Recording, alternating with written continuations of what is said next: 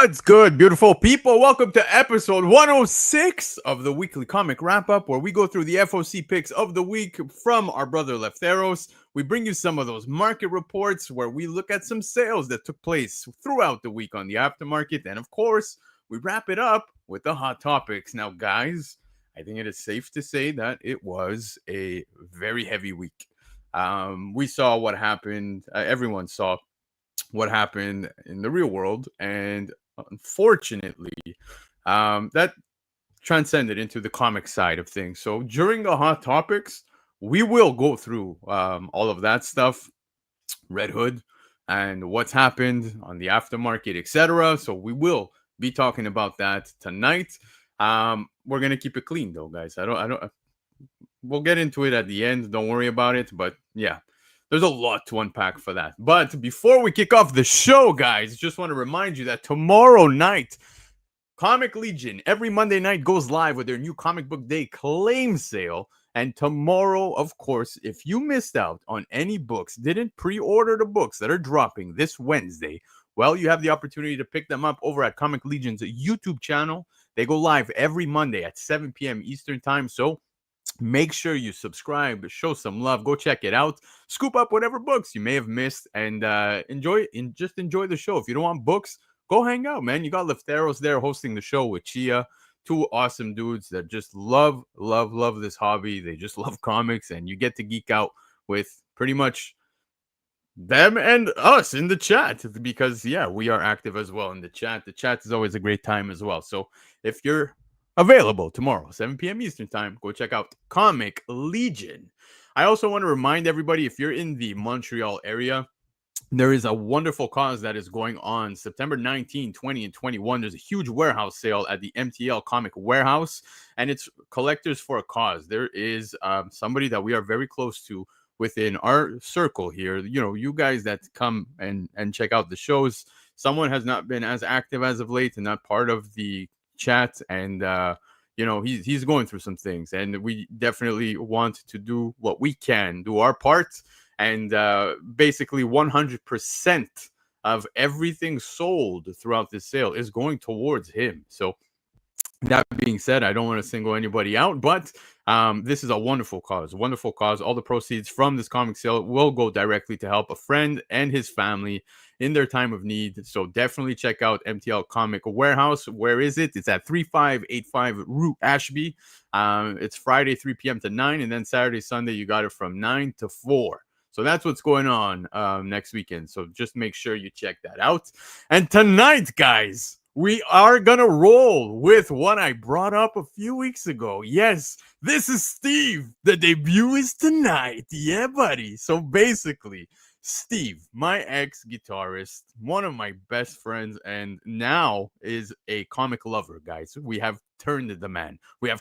We've created a monster, because he has not stopped messaging me about comics, about the MCU, and all that stuff. So we're going to do check-ins on this newbie entering the hobby, and I think it's going to be fun to see things from a fresh perspective. So quick 5-minute check-in with Steve is taking place tonight, and I don't know if you guys caught it over on Covrprice, but if you are subscribed to the emails, and I believe they posted this on socials, I can't remember, but the new schedule rolls out this week, and it starts as of right now. That's right. We are live for tonight with the weekly comic wrap-up, and then tomorrow is the top 10, and I will be there with Travis and Chris. Following that on Tuesday at 9 p.m. Eastern Time as well. All shows are at 9 p.m. Eastern Time, by the way.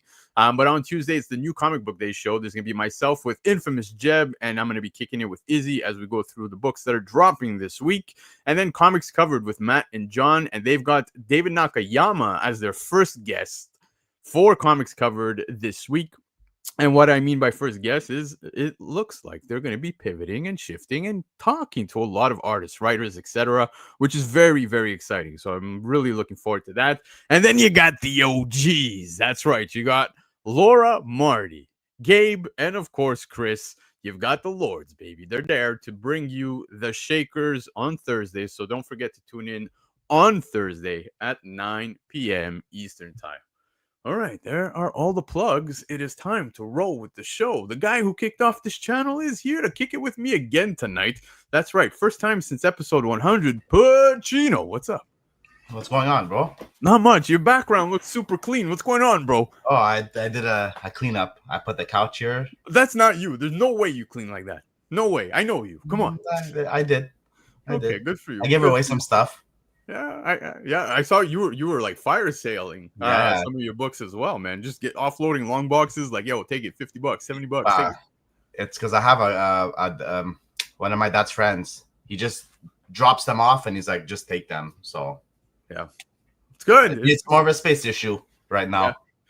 It's good, dude. You know what's not good though? You and I are both in the same football pool as Chia. Last week Chia beat me. This week I'm not against you, thank God. But it looks like I'm going. What do you mean you wish you were against me? Because I'm tanking it. Lefteros is blowing me out of the water. Not fair. It's not fair. But yeah, I'm going 0-2 out the gate. I'm going 0-2 also. Looking like the Chiefs. Bro. I lost by 0.3 last week. Remember? Yep. Good times. But yeah, man. You know. I said it at the beginning of the show. You know, unfortunately, we are gonna unpack some of the stuff that happened this week. It was a crazy week. Oh yeah, of course, and a crazy month. And it just started. We're halfway through it as of tomorrow. But yeah, man, we're gonna touch on that. I just want to remind everybody, chat. I see you, and I'm so happy that you're here to hang out with us tonight. But I do want to try to keep it clean, man. You know, the political stance, you guys, you're dealing with two Canadians. Two Canadians. Politically, there's not really any ties here. But we do want to cover some of the stuff that did come out from this and the absolute madness that happened on the aftermarket, etc. But yeah, so we will touch on that. So many of you showed up. Guys, there's a lot of great things coming for the rest of the month as well. I see Love for Comics who's here in the chat. He just hit me up. You know how he does, man. He's got more blind bags to give away at the end of this month, and I can't wait to do those, man. I don't want to show you guys yet because they're pretty badass, man. Maybe I'll tease you guys next week. I'll tease you guys maybe next week. But yeah, man. Besides that, PACINO, what else is going on with you, bro? What else is going on?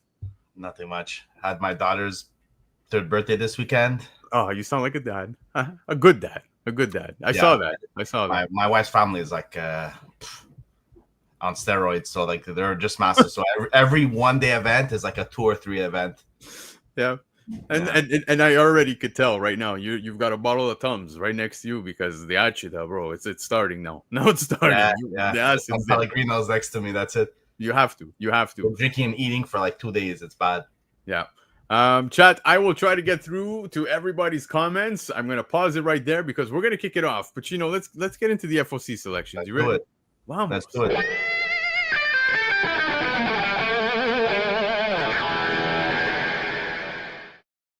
All right, guys, it's the FOC selections of the week. And as I mentioned, these picks are by our brother Lefteros. Now, if you live in the United States and you want to order any of these books that we're going to talk about tonight, go visit comicnation.us. They give you 15% off of the cover price every single week over on FOC, but you can use discount code BLACKCROWN to get an additional 5% off, which totals it off to 20% off of your FOC books every single week. So not too shabby. Good deal right there. But Canada, we also got you with Comic Legion, who gives you 20% off every single week. And if it's your first time ordering, well, you can use discount code ENLIST to get yourself an additional 5% off.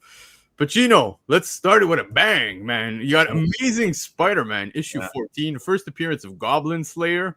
Look, I know you and I have had discussions about the Zeb Wells run many times. We've spoken about a lot of these. The Nick Spencer.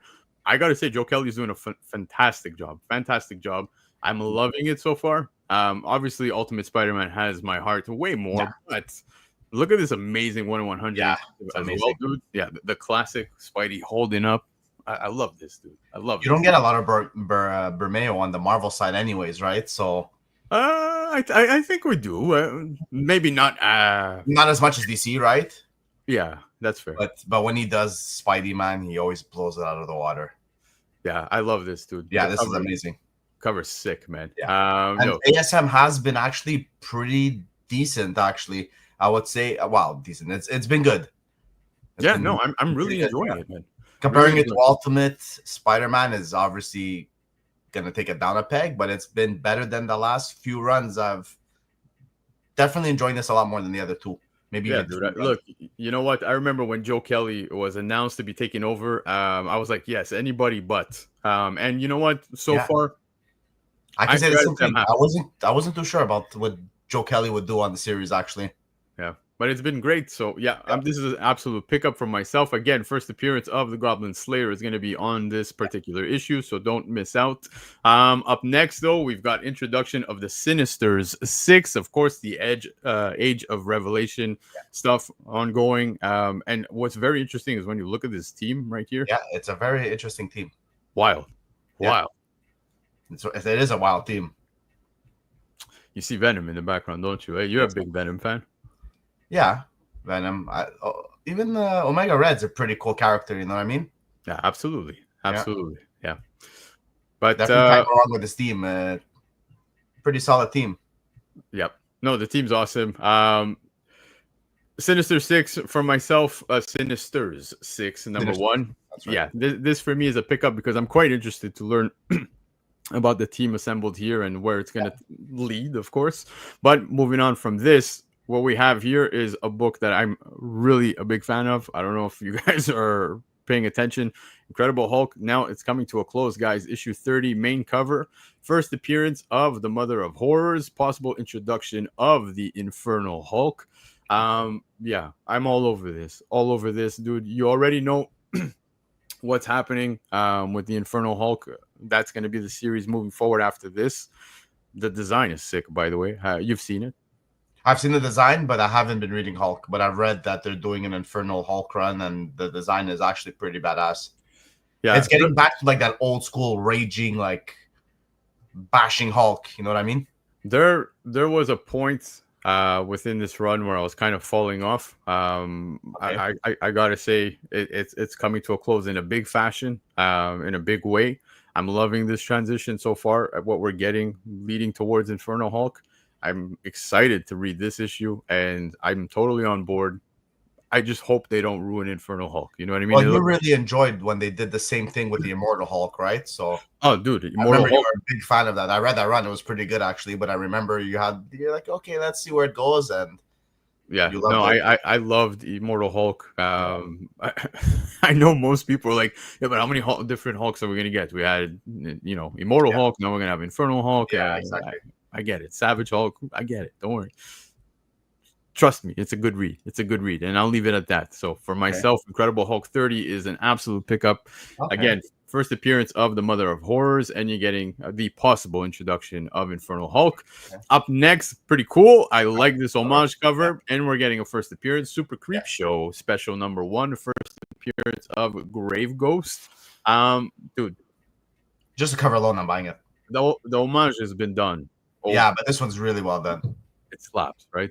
It slaps. Just a cover alone, it was just a pickup. I didn't even have to read the Salit. I didn't have to read anything. I saw this cover number 1. It's like, okay, order. Yeah, I dig it. Again, it's an Skybound homage. sorry to cut you off, but Skybound are usually very good quality books also. So Yeah, I mean, if we want to compare it to Marvel, yeah, definitely. Everyone's Definitely. definitely. But yeah, I like this one. Up next, guys, Capuccio. consider Leftero's biased. I don't, because I think Capuccio did a phenomenal job with this cover, man. I love Capuccio. One World Under Doom, issue 8. Again, Capuccio put this together. Love this. This cover is awesome. Stunning cover. Yeah, I love Capuccio. I love he's another one that always, you never let down when he does a cover. Yeah. Capuccio's great. Someone else who's great, of course. Check this out. I've had no idea of who this artist was, and now apparently this is going to be the first published standard comic cover by Mingi Gan, and I hope I didn't butcher that name. But that's kind of pretty good. But yeah, hey, you know what? This is my first, entry into learning about this artist, and I was like, wow, okay, this is great art. So checking out some other posts over on Google. I did the same thing. Other images, sorry. I thought. Yeah, very cool. I like the artwork. Very clean, dude. And it's weird because you get like that realism, and then like that not real, like character, like cartoonish vibes. You know what I mean? He's very good at like doing both. So I'm very interested how he continues forward with Marvel. Yeah, I like this. You know what has my attention, guys? You Yeah, know, we've said it in the past, especially when you have a first published standard comic that's cover right. from an artist. Don't be one of those that comes back circling to this afterwards if this artist does hit, etc. You know how these stories go. Look at Shubini. Look Regardless at of it, everybody yeah, else. that's right, Yeah, exactly. can go on forever. So for myself, this is an easy buy-in, man. You're paying cover And price it's not an less. ugly cover, so Yeah, exactly. It's a really nice cover. So for myself, this is a pickup and another Doom cover that we have seen before, but Marvel does this, and we're all very aware that the second printing now has a 1 in 25 incentive of a cover that we've seen before. But this Claudio Castellini cover is, dude, this is wicked. yeah, it is. It Yeah, almost reminds me a bit of Hots, but a bit cleaner work. You know what I mean? Hots, I it's like very like everywhere, which I love his work too. But like this is clean. I I like could this. I could see what you mean by that. Kyle Hotz, his art is very like It, it's it out looks abstract a bit. It's like a bit like not abstract. It's I can't put the word on it. You when you see a Hots cover, you know what a Hots cover looks like. You know what I there. mean? Love for comics with the Castlevania vibes. I could totally see that. Yeah, 100%. I see that. But yeah, I like it, dude. The But I just detail on hate everything. I hate the 1 in 25 Virgin after it's lazy. Yeah, it is. On that aspect, you already know how I feel. I don't Yeah, need to dive in. But yeah, I think the detail on this cover is just wonderful, even down to the cape going down the steps. It just looks amazing. yeah. Love that. Another good cover, of course, if you're a fan of Supergirl and Crypto, well, you've got Supergirl and Crypto here by Art Germ. You know what? Does it feel like an Art Germ cover? It doesn't. If I don't know, our germ is pretty distinguishable, but this one looks a bit more cartoonish for our germ style. Our germ style is usually a bit more like 3D animated kind of a style, right? So Yeah. I would have to probably have to second look this if I didn't know if it was an art germ. I would have to probably look to see if I saw his stamp over there. Exactly. See, David Lepage saying that it looks more like a Homari cover, and That I makes sense. agree. Man. Yeah. When I first saw it, I was like, man, okay, it is Art Germ. Yeah, when you look at the hair, the face, that detail, the position of course, Supergirl, etc. Break it down, you start staring, you're like, yeah, okay, I see it. It's Art Germ. But immediately, no, I know what you meant by that, and I do love Art Germ covers. And I do love art germ too. And I remember when you sent me the slide, I'm like, did he make a mistake on the slide? I'm nope, like, we'll see on the live show if he did or not. no, it's Art Germ. But then But when I did my FOC earlier today, I noticed that it was an art germ cover. But don't worry, there's another Art Germ cover that we'll talk about in just a second. Up next, guys, Batman issue 1 goes to a second print, and rightfully so. And when Yeah. you have somebody like Dan Mora on this second print, hell yeah, I am buying this immediately. I'm not going to go for the foil because I don't really care much for foils, but the cover B, take my money. Take my Yeah. money. I love this. I love Dan Mora. You guys know this, but Batman 1 was a great issue. I thought they really came out the gate with a very good issue. Very detective like. You had Killer Croc in there. Robin obviously popping in at the end because you already know issue 2 with the cover, etc. Yeah. And there was a good preview as well to DCKO at the end, which was really good, dude. Honestly, the preview has me even more hyped about what's gonna happen in DCKO, man. That shit looks amazing, dude. It does. And honestly, I was expecting like Batman #1. Dan Mora usually likes to come out swinging, but like I was expecting a bit slower pace, right? I wasn't expecting it out the gate, bang. You know what I mean? Like you got the story right away. It hit you like a punch, and it was very entertaining. So I was actually very surprised by that. Yeah. No, it was good. Everything. Batman's tech. You know what? The Everything. costume, the costume and the logo. A lot of people were very opinionated when we saw the change. But didn't bother me, not one bit. Like, I didn't read this staring at that. Yeah, but it's like you said, it's because it gets you out of your comfort zone, right? Yeah. Everyone's always going to be opinionated, but it was honestly, I couldn't care less. Yeah. The story was fantastic enough to jump onto the series and add it to the pile. Yep, this is a pickup for me, man. It was a great first issue, and I can't wait to read issue 2. And another cover that's also available for this, you have this amazing George Jimenez cover, which reminds me of myself after a full day on the weekend with the kids. So yeah, Weekend. That's a day. yep, exactly, a That's day, a regular literally. Yeah. weekday. Exactly, but Jimenez is doing great work, man. And you know what, man, I'm really enjoying it. I'm loving these covers, and I think this is another worthy pickup for myself. So yeah, this is definitely a contender for, yes, it's a second printing, but it's also a cover selection on my behalf. I think this is a great cover. Jimenez is doing great stuff. You can't almost name a better Batman artist than Jimenez. Jimenez is doing great, man. And you have to put him up there with like the Jim Lees and stuff, you know, because that's big. But he always bangs them out. Like, this is amazing. I love it. He always has like an amazing, like when it comes to Batman, he always has amazing art.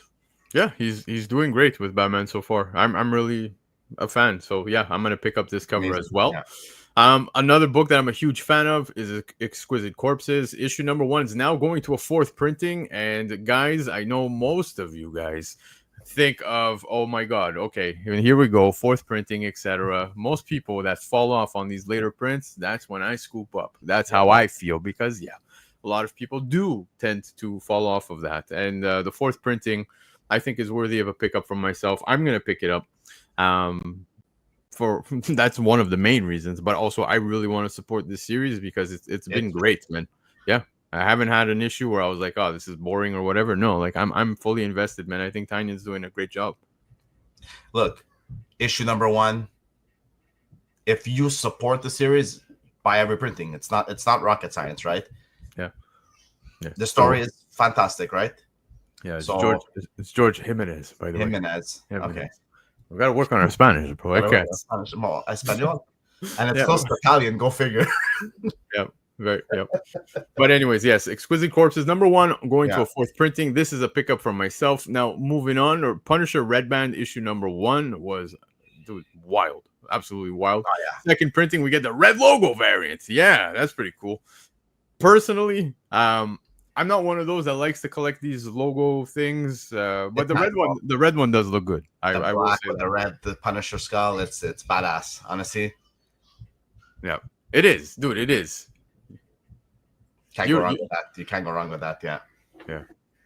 I love it. I love it. But the first issue was a fucking chaotic. It was chaotic. Yeah. I'm not even a big Punisher fan, and it was really well done too. Yeah. Blood and guts and shit everywhere. It was a Punisher book. Yeah, 100%.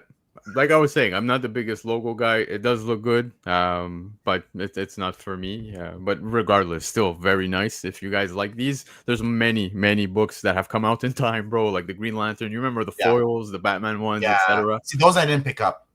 Yeah, exactly. But again, that's just because it's not for me. Maybe it's for somebody else. And if the cover is not a thing of concern at all, I do encourage everybody, at least on the sake of the read, pick it up, man. Because Punisher is just, this was a badass issue, man. Yeah, I liked it. Yeah. Like I said, it's a Punisher book. Absolutely, about time. But anyways, yeah.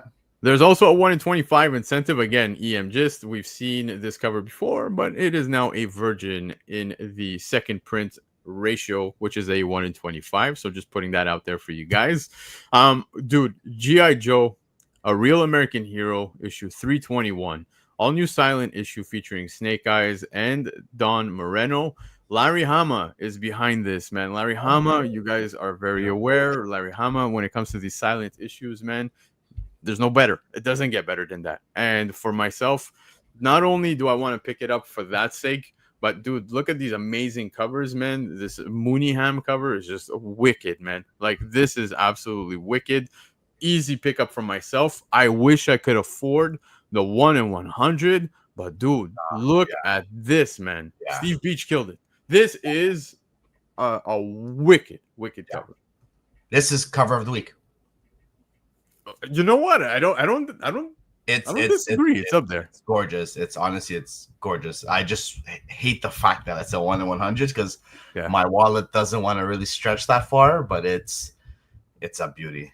Yeah. How can you? There's nothing wrong with this cover. It's just gorgeous. Yeah. Shout And out to I'm lucky. I'm not a big GI Joe fan. Like I was never a really big GI. So, but it would be tempting to try to get this 1 in 100. That's for sure.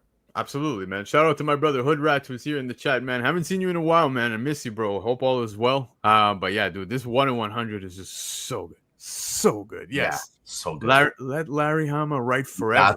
That's forever. Yeah. Let's go. That should be the logo of the Skybound room, you know? Yo, Baker, would you want Larry Hama on Void Rivals? I think it could be fun. Well, why not? Yeah, throw him in there. Why not?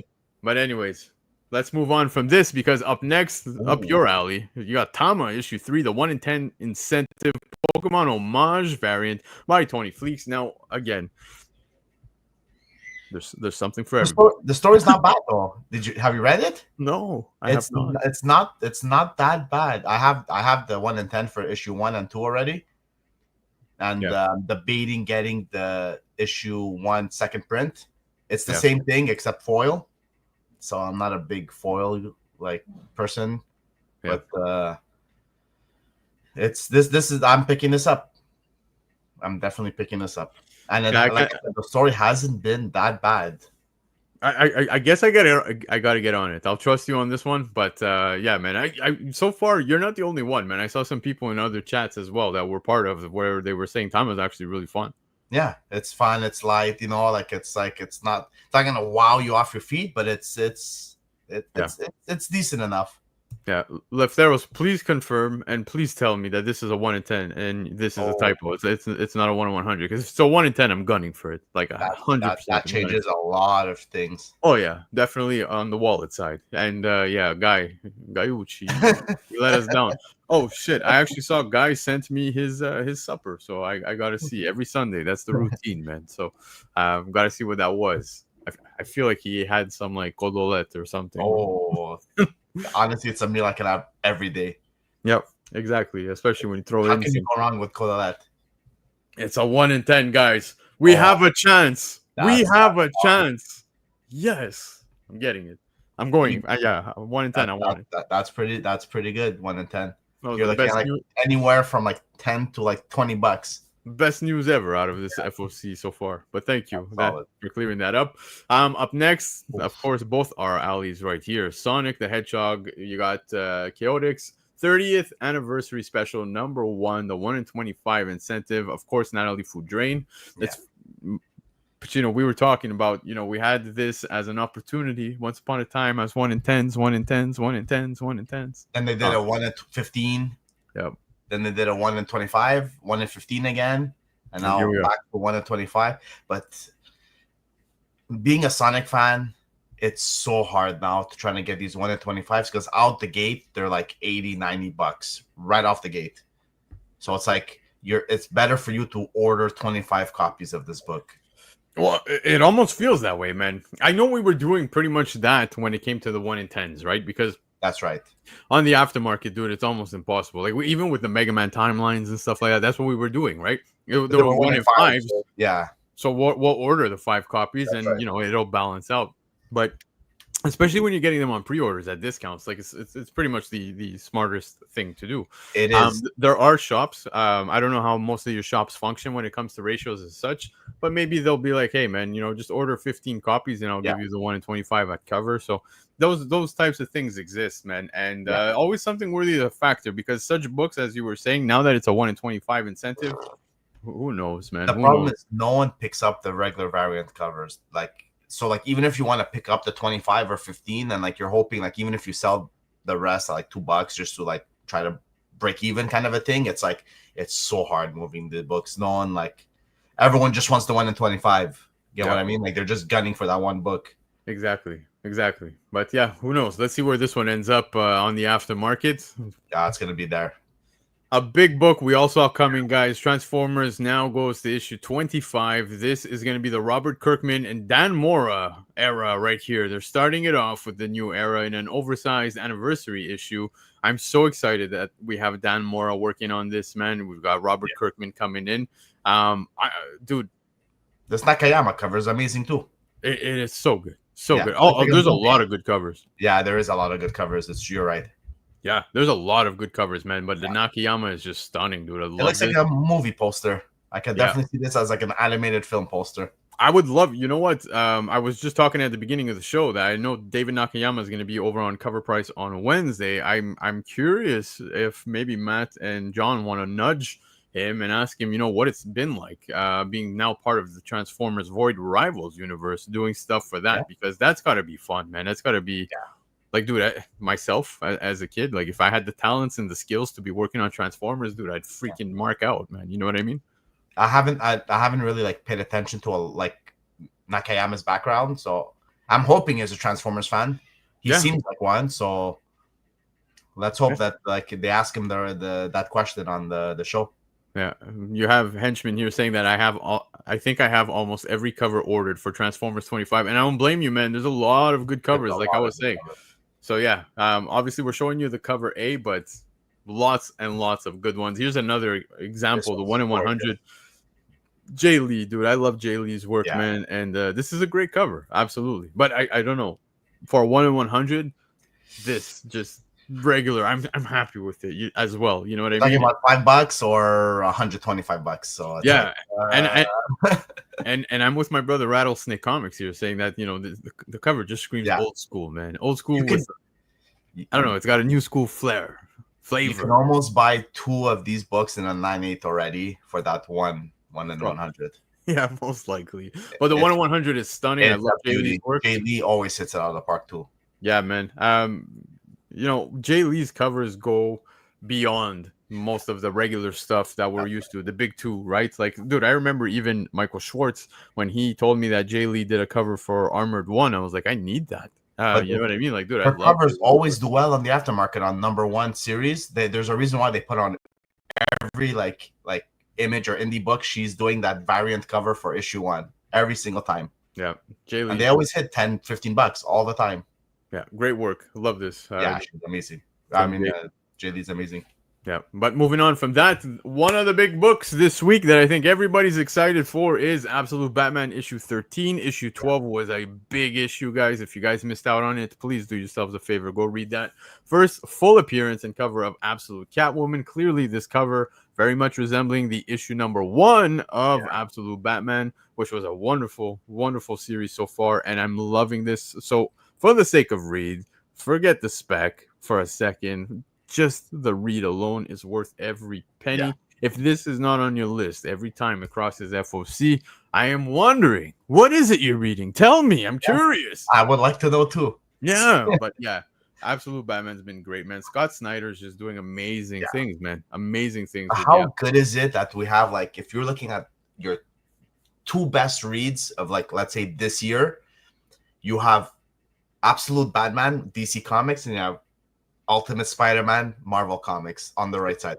Usually it's very Marvel heavy, but it's great that they're doing like blow for blow. They're actually competing for like. I think there's a lot more than just that though. Like on the no, I'm just talking about like the first 2 you think of this year. Yeah, no, for sure. I'll think of those 2 immediately. But I'm saying there's a lot of good stuff coming out of DC. Like no, I'm. Oh yeah, 100%. Dude, I'm the entire Absolute line has been amazing. Yeah, the Flash has been good. Yeah, the Manhunter has been good. Absolute Wonder Woman, great. Wonder Woman has been very good too. So yeah, these are all definitely on my list. I'm again, I can't stress it how pumped I am for DCKO. There's also the crossover that's gonna happen now with Marvel and DC, so that's gonna be fun.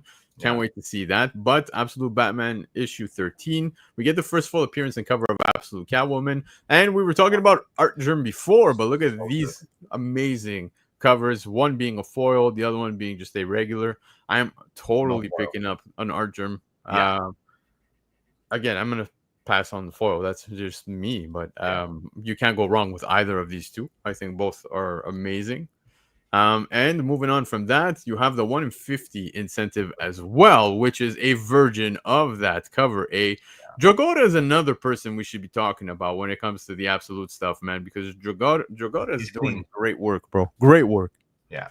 He's very clean. He's very subtle. He doesn't like overdo it. He just keeps it very simple. And like I said, it's just very clean.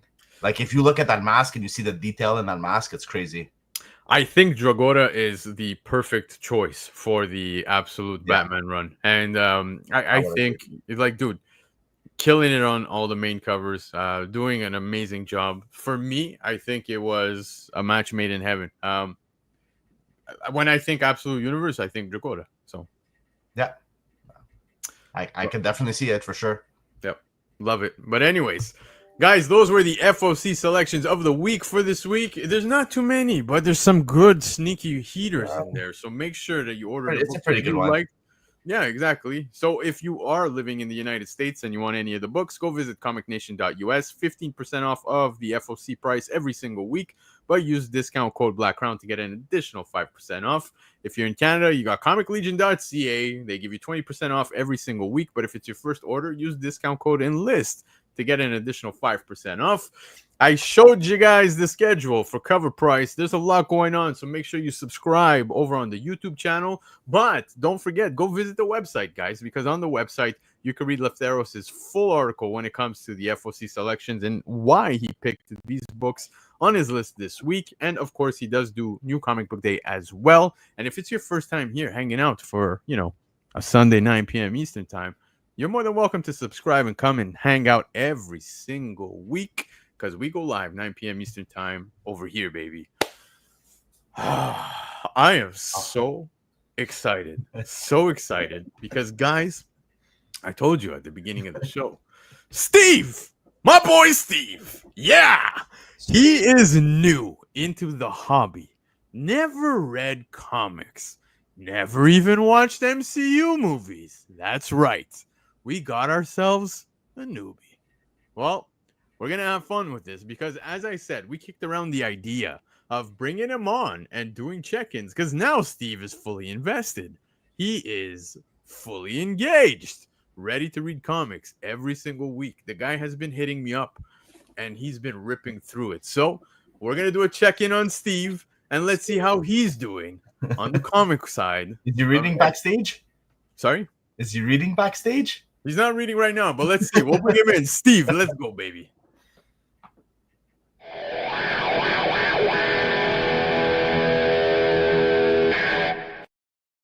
Stevie boy! What's up, Steve? What's up, everybody? How's it going, bro? Trying to do what I got to do over here, I love it. I love What's it. going on, Steve? Long time. Long time. Always nice it's to funny. So the chat doesn't know. The chat doesn't know, but ironically, Steve and PACINO have known each other throughout time, and here we are. Small world. Small world. Yeah. So Italians fucking everybody. Yeah. So backstory. Steve and I played in a band for God knows how long. We've known each other for way too long, have seen parts of each other we should have never seen before, but we know each other through and through. And one thing I never knew was that Steve did want to get into comics. What made you want to get into this? All right. So I started watching this show just to support you. That was the only reason. He did a friendly move. That's it. I did a friendly move. I had the show on, but I was watching TV and whatever. Then I started listening and paying attention. Then I started getting interesting. And then I started Googling everything because I had no idea what you guys were talking about. Yeah, like just the term FOC, right? You were like, what are they even talking about? I don't even know what that is. But I'm telling you, every time I watch a show, I finish watching it like 30 minutes after it's over because I pause, I Google, I pause. It's so good. I love it. Now, guys, so Steve has been hitting me up and he wanted to know which books he should start reading, etc. So you've now, you dove in. You went head first, bro. Head first. You actually walked into a shop, right? Oh. Yeah, you walked into a comic shop. And that was what? Was that your first time in a comic shop? Or no, I had gone. I remember buying my first set of a little series in 2015 and never opened them, never read them. I have no idea what's inside them, but I bought them. But now. Oh, so you know there's stories inside them. Oh, for sure. Some people still don't know that. I love it. So how was it? How was it walking into a shop for you? Honestly, like, as a buyer, you walked in to buy. I had no idea what I was looking for. No idea. Just looking through the $2 bin. That's literally what I did. I still do that now. 5 books for like $8. That's fantastic. Fantastic. And ironically, I'm very familiar with the shop that you went to. They're great guys. Million Comics over on Jean Oh Talon. shit! Yeah. You have obviously Frank and Emilio, great guys, and they took care of you. So I'm happy to hear that. Now you started reading. Yeah. Tell us what you started reading. I read the Last Ronin, and I'm up to date with Absolute Batman. Oh, you see? Yeah, Fully up to date. fully up That's to date. solid. I need episode number 13. That's where I'm at. Yeah, it's we reeled very it. good. Yeah. Fish and hook, baby. Fish and hook.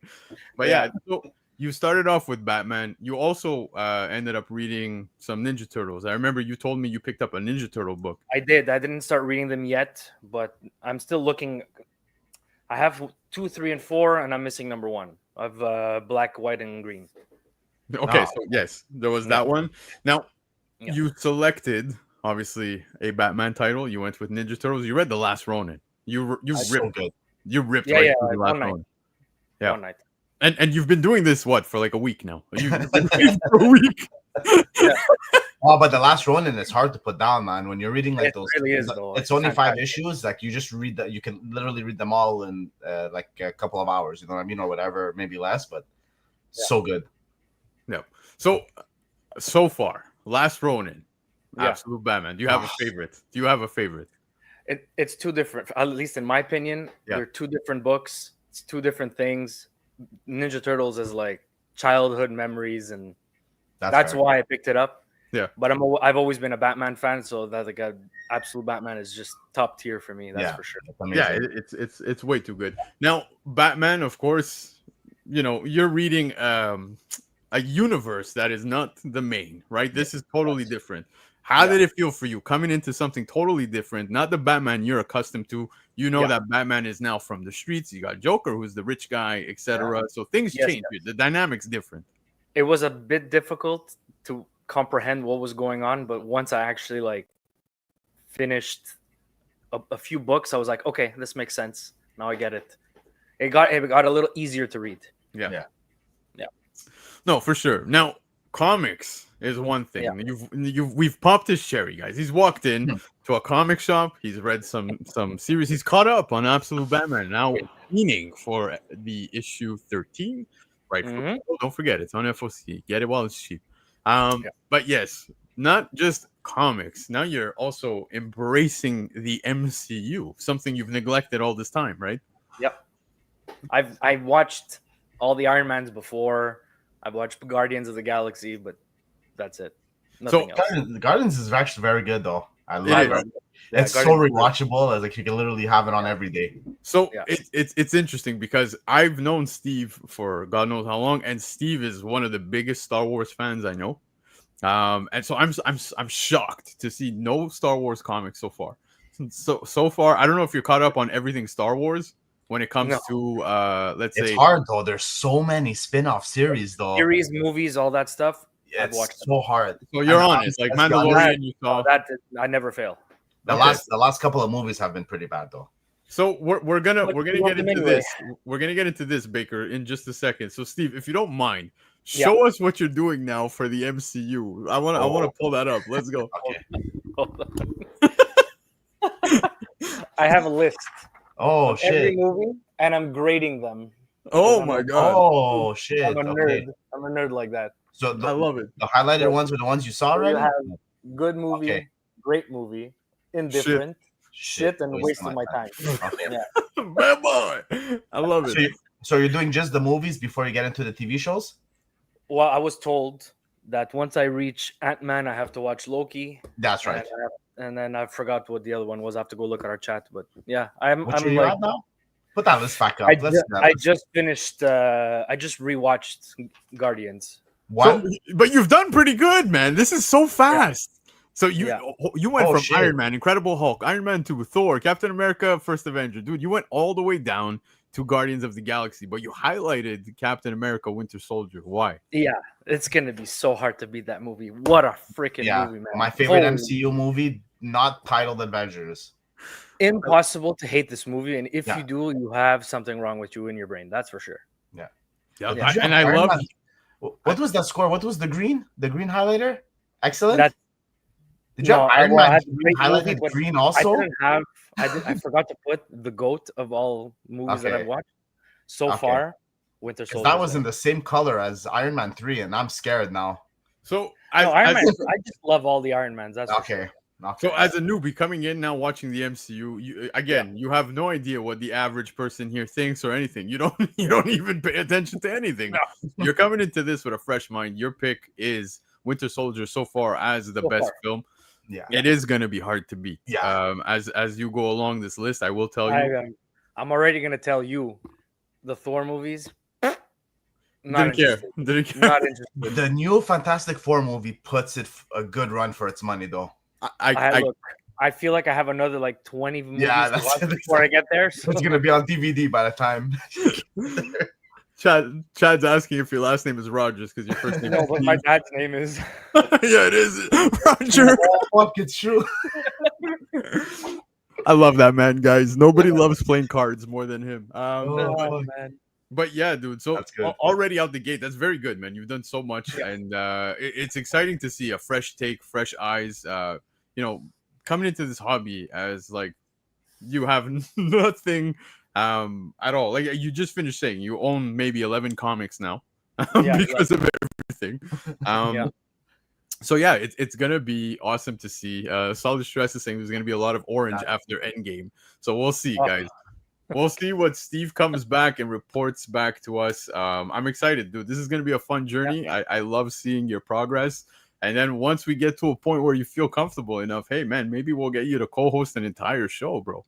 Oh, now you're asking.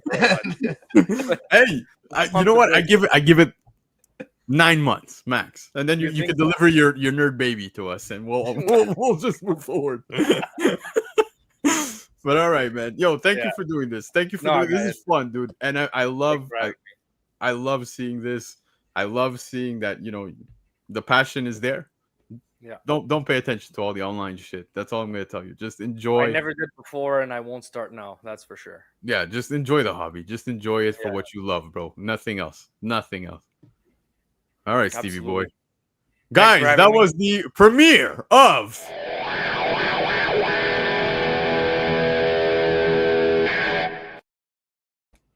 Thank you, Steve. We'll see. Take care. Cheers, bro. All right. There you go. This is Steve. This is fun. That was fun. Honestly, that was really fun. Yeah, we'll see what he comes back to us with. We'll see next week if he's what he's reading and all that stuff. So with that green next to Iron Man 3, and he had the same green next to like Winter Soldier, it scared me. Wait, listen. Not gonna lie, it scared me. We'll see that chart once it's complete. Once it completes that entire chart, we'll look at what it looks like. But for now, let's get into the market report. PACINO, you ready? Let's do it. Vamos.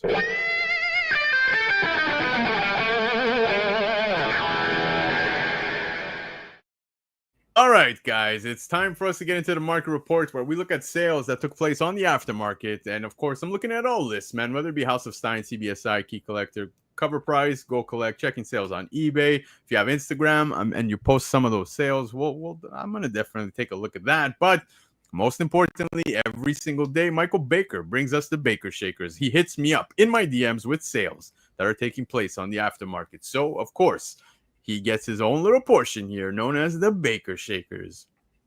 Thank you, Michael Baker. Let's get it with the first book on the aftermarket being Human Torch, issue 3, baby. We go back to 2003 with this. It is a Scotty Young cover and a CGC 9.4 just sold at $128 US. It is a Covrprice Daily Shaker, highest sale recorded to date for a 9.4 of this issue. Now, what's interesting is that this little series right here of Human Torch, all the covers are Scotty Young. And I got to shout out Gabe. He picked up, I think, the entire run just recently. And, dude, I swear to God, I wanted to buy the entire run off of him because earlier, Scotty Young. I love these covers, dude. If you look at the rest of the run, the series, the covers are amazing, dude. But Scotty does it for all these older runs, right? Back in like early 2000s, mid 2000s. Yeah. They give him a miniseries. He does all the covers for the miniseries, right? Yeah. He did what? He did it for Mega Man 2, right? The Dreamwave. So it's like, and his work is almost unrecognizable from what the Scotty Young we see today, right? Yeah. So it's like if you're a newer collector, you're gonna walk into the store, you will never even think this was Scotty Young's work. Yeah, no, dude. Look, I'm gonna show you guys something very quickly. I don't know if you guys knew about this. I don't know. I'm just pulling up a random website, but the issue number 1 of this series. Do you remember? Of course, Marvel and Disney is doing their what ifs, and here's what if Mickey and friends became the Fantastic Four. This cover right here is actually like an homage to the issue 1 by Scotty Young. No shit. Okay. Yeah. So I don't know if you guys knew that, but pretty cool. Here, look, I'll try to find you guys the issue 1 as well, just to show you the side by side. I'm just finding, I think it's a trade paperback at the moment, but whatever. I'll put you, I'll just put that up there so you guys can see it. Give me 1 second. So here, share screen. No, not that one. Here. Okay, forget your cookies. Move. Okay, yeah, I see it. So yeah, that was the cover for issue number 1, and it's copy paste, dude. It's an homage to that, and it's really cool. Yeah, really cool. My favorite, I would say, one of my favorite covers off of this was the issue 8. I don't know if you've ever seen that one. Let me see. I'll try to pull it up. So here, hold on. Old Scotty was so good though. Not that his new work is bad, but I liked a lot of his older work. Yeah, dude. Here, I just found the issue 8, so I'll share that with you guys right now. Hold up. Here's the issue 8, man. I don't know why. I love this one so much. Oh shit. Okay. Yeah. Really cool, eh? That's pretty cool. That's actually pretty cool. It looks straight out of like an anime show. Yeah. Old school Scotty, man. There was just something about this work, and I love it. I really do enjoy it. So with that being said, guys, Human Torch issue 3 from 2003, the Scotty Young cover, as you could see. CGC 9.4, $128, highest sale recorded to date for 9.4. Here's a book that I love. Every time I see it, dude, I hate that I passed on it when I did, but you know what? Given the grade that it was at, I kind of don't regret it. Strange Tales issue 180. We go back to 1975, first appearance of Gamora. Obviously, Jim Starlin, and I would highly suggest, if you plan on getting this signed by Jim Starlin, make sure you window bag it so he doesn't sign all over the face of Warlock. But CGC 9.8, $1,525. Baker Shaker this week. This is an awesome book to have in your collection, man. Yeah, you can't go wrong with this book. Yep. Just the fact to have a 1975 book and a CGC 9.8 is just an achievement on its own. You don't even have to look at the value. That's just, but old Jim Starlin, how can you go wrong? Yep. I love this, dude. And like I said, man, it's come down a little bit, but obviously a 9.8 selling for a very impressive 1,500. But most, like the drop off from a 9.8 to like a 9.0 is drastic. Yeah. But that's why I rather pick up like these books in like 8.5s, 9.0s all day long. Yeah, I'd be happy to have it in a 9.0, and you know what? Like I said, the drop off is drastic. Like you can get a 9.0 for like less than $200. Yeah, like 100 and something. It's crazy. So, yeah, who is Gamora? Where is Gamora? When is Gamora? Yep. I don't know if Steve saw that yet, and he's still backstage. So yeah, we can't spoil that. We can't spoil that.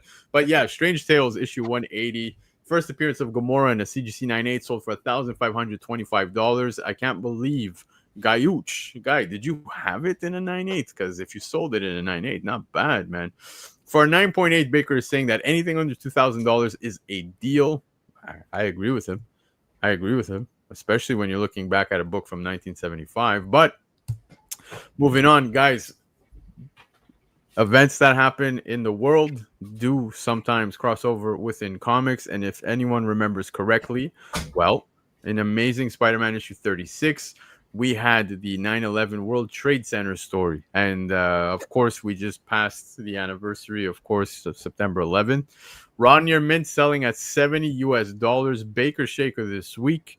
What a book. What a story. I remember reading this for the first time, man, and it hit so hard. Reading that, seeing Spidey in the mind state that he was, it really put you.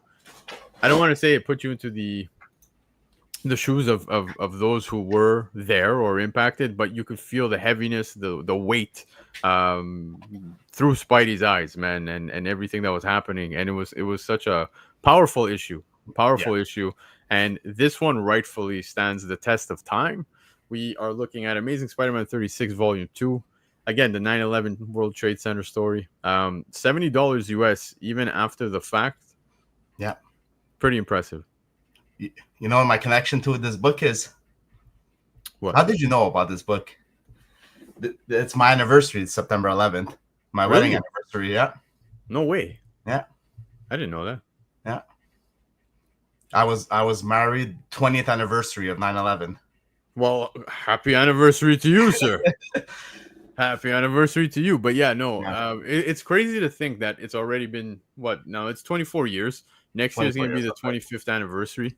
That's right. And yeah, man, it's just one of those books that, like I said, sometimes kind of like what happened now with Red Hood, which we'll dive into afterwards in the hot topic. But yeah, but this one had deep. The inside of the story. yeah, it's two know what I different mean? reasons. Yeah. You can't even compare the two. But yes, real life events. I like the way this was put together. I like the way that we saw it. Like I said, through Spidey's eyes, the devastation, the weight of everything. There's some of you in the chat even here, man, that are from the New York area, and dude, we live in Canada, dude. I'm in Montreal. You're in Montreal.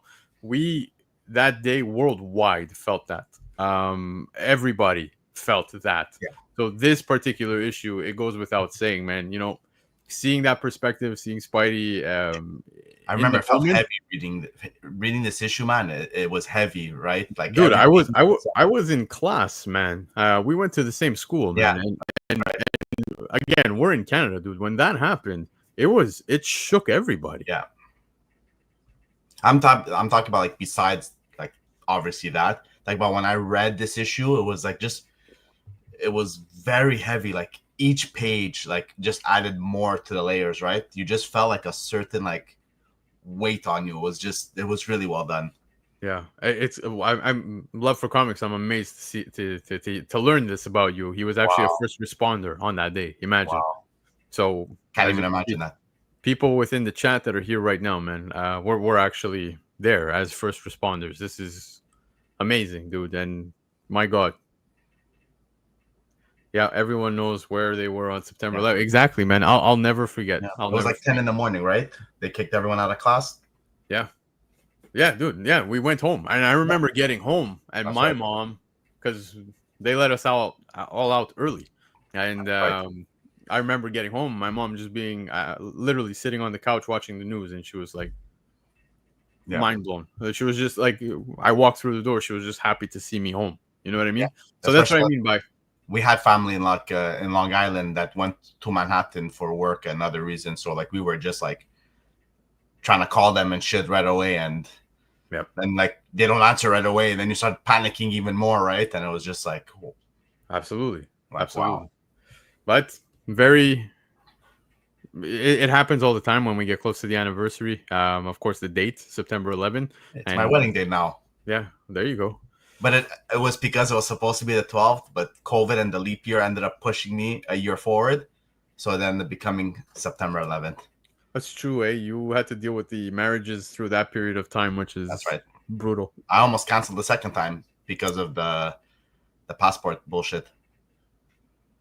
Would you have gone to the altar if you were given a third time? Now that you could think about it, Mark. After the second time, we were just going to do, if, like, we weren't able, because they were giving, like, reception halls, like, a 15-day period. And because I was the 10th, 11th, 12th, I was able to do it without. But I downsized my wedding from, like, 300 to 100. Yeah. We did everything we did, because our option was we were just going to go to City Hall and do it when we were able to do it. We wanted to move on with our lives. Already was, like, a year and a half. We were just, like, in limbo.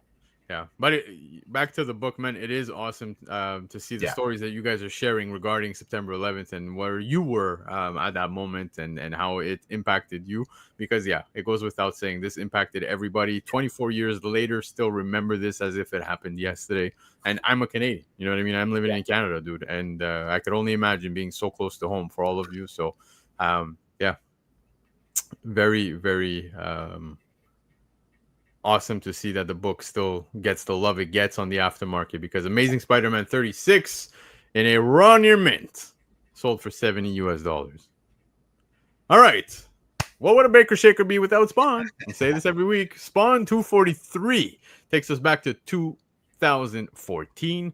Yeah. Apparently, this is allegedly the lowest print run of any open order cover that was available for this issue and throughout the entire run. Okay. Again, this is the apparent number, especially over on Key Collector. First Spawn number. 11,714 copies were apparently ordered for this. CGC 9.8 selling at $360. I think if you're a Spawn collector, you would want something as such in your collection. I'm surprised it's not more than that for a 9.8. If it is the lowest open order, right? Yeah. I'm surprised. I'm used to these open low order because you and I both collect Sonic. And some of these issues are like less than 3,000, less than 4,000. It's insane, and they command quite a price tag to them, right? Absolutely. I'm surprised this is not higher than that 360 USD, honestly, and a 9.8. Yeah, same. I would figure it would go for more, but still 360 still hurts the wallet. But yeah, I would think it would. I would have thought it would have gone for more as well. I agree with you. I was expecting to see 360 raw. Yeah, 360 raw would make a little more sense, but yeah, no, that's not the case. Spawn 243, guys. This is apparently the lowest print run of any open order cover. CGC 9.8, $360. It's so surprising to see only 11, almost 12,000 copies for a Spawn book, right? This was still back in the $2.99 age, so yeah. Well, mind you, we've been in the $2.99 age. Up it's true. I love how you're talking about it like it was decades ago, bro. Maybe it was $1.99 back then. No, but it's hard to imagine that number being that low for a Spawn book. Yep, but it is, man. It was over $500, but more copies have been graded 9.8 over the last few years. So there you go. But all right, let's keep it running, guys. There were big sales that happened this week, and I'm excited to talk about them. Batman #1, this one being from 2023. This is a facsimile, of course, reprinting the original Batman 1. This being a gold foil, it was an exclusive and limited to 150 copies. CGC 9.8, selling at $475. You know, there's one thing that I always think that manufactured scarcity is bullshit. Exactly. That's just my opinion, guys. And the only way I would see it is if they were really limited. Why isn't there a number printed from 1 to 150 on the book? Yeah, that's the way I see it, right? So it is numbered. These are numbered. Okay. Yeah, they are numbered, and at least that. So then, I'm not on a COA, right? But at least on the book, you know what I mean? Like you get that. I believe it's on the book, if I'm not mistaken. Okay. I don't recall off the top of my head, but I'm not a big fan, like I said, of these things. But I will say that the yellow does pop with the white background. It does look great. Yeah. Cool book to have in your collection. It's very crazy to see. It's at $475, man. That is very impressive. That's more than I would spend for this book, that's for sure. Yeah. But I can see why, right? If it's really limited, stamped 1 to 150, I can see why it commands this price. I think it fits the theme of the show, to be honest with you, when it comes to the color schemes. But it does. It really does. It is pretty cool to see. A book I had no idea even existed. And as you can see, apparently it's only limited to 150 copies because Batman 1, the reprint facsimile, reprinting the original, of course. Gold foil, CGC 9.8, $475. All right, well, you gotta get. Every time I think it's the last time I'm going to talk about this book, a bigger sale ends up happening. And right here we have Street Fighter #1 going back to 1993. Now the newsstand, giving us the first U.S. comic appearance of Street Fighter. Of course, you got Ryu, you got Ken, you got Chun Li, you got Balrog, you've got literally everybody, almost everybody in this issue. CGC 9.8, $350. Now a highest sale recorded to date over on Covrprice's Daily Shaker list. This is purely on the movie hype. Absolutely. Did you see the post of 50 Cent? Yes. Yeah, that's right. Yeah. With a skipping rope and stuff. Yeah. Yeah. I have this book, but not in a newsstand. And yeah. I don't Chad, know if it's quality too, but yeah, Chad, I brought it up. The manufactured scarcity. Like I said, it's not really for me. I don't fully buy into it, but it is a thing. If that's what it is, there's 150, there's 150. But yeah, man. Very cool to see this on the list. Of course, the movie hype is there, as you could see. I don't know if you saw, there was even some pictures, like Cody Rhodes. Everybody was, all of them, dude. You had Cody, you had all the actors. They all went to like some theme park, and That's right. You could see that the chemistry building is totally there, man. I look at the casting and I keep thinking to myself, man, this is gonna be a like 4.0 on 10 type movie on IMDb, but I don't know, man. I hope they. I'm still gonna give it a watch. Yeah, I hope they surprise us with this one. I really like that guy that did like the like that fighting animation, and he took the characters. I think we had it in our group chat, right? Yeah. A guy turned it into like the pixelated, and it was like the fight. It was actually really, really well done. Yeah. Guys, I think Steve took off to go watch another MCU movie. Just an update on Steve. Steve's doing okay, but I think he went to watch a movie. But anyways, Street Fighter #1. Impressive sale. Yeah, in a newsstand, CGC 9.8 selling at $350 this week. This one kind of blew me away, man. 30 Days of Night, issue #1. This is actually a 3-issue miniseries that came out in 2002 from IDW. There's 49 9.8s on the CGC census, and in 9.8 sold for a very impressive $1,000. That is a big sale. That's a huge sale. I think, if I'm not mistaken, when I was checking the sales, I even verified over on Covrprice's website, and the data recorded this as the highest sale recorded to date, if I'm not mistaken. So, yeah, I would imagine so. Gives you an idea. Of course, as we get closer to Halloween, we're going to start seeing such books start moving on the aftermarket. But still crazy to see. Yeah, no, exactly. But you remember the 30 Days of Night film, right? That came out like... Yeah. Man, I think I had just finished high school or something. Yeah. When that came out. I was out of high school, but it was like just right after. Yeah, it was... I enjoyed the movie, to be honest with you. Again, I like such horror films. But yeah, man, this is a book I had no idea even existed. And clearly, as you could see, there's very few on the census. Still, 49.98. Pretty impressive. But IDW at this in early 2000s were doing a lot of, like, they did that Scarface run. They did a lot of movies into comics, right? So yep. Exactly. But again, it's a 3-issue mini, and I'm kind of curious now. It's piqued my interest. I want to try to give this one a read. It's only 3 issues, so we'll see. Or maybe we'll scare Steve and tell him to read it for us. But yeah, man, pretty cool. 30 Days of Night, issue #1. CGC 98, $1,000. Yeah, very, very impressive. I like that. But anyways, moving on from that, we got Batman. Look at this amazing cover, man. That's Batman 194. Guys, Heritage Auction had so many big sales that took place this week. I didn't want to include too many of those because I didn't want people to think like, oh my God, this guy's showing books that are completely out of my reach, my range. But we go back to 1967 here. You got the origin of Blockbuster retold, as you can see. There's only 2 9/8s on the census for this one, and a CGC 9/8 sold for $6,000. Cover price daily shaker, highest sale recorded to date.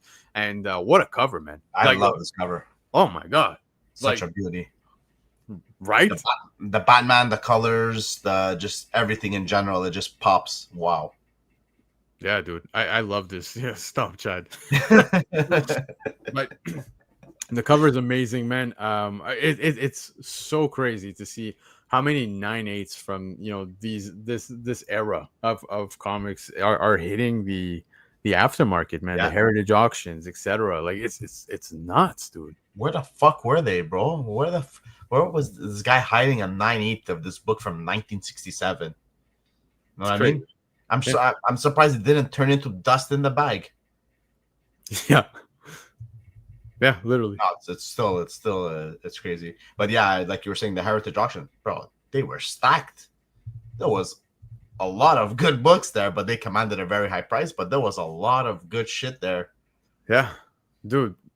Like I said, man, it's crazy because I'm seeing Golden Age. I'm seeing like Silver Age, like fucking 9/8s popping up, man. Everywhere. Bronze.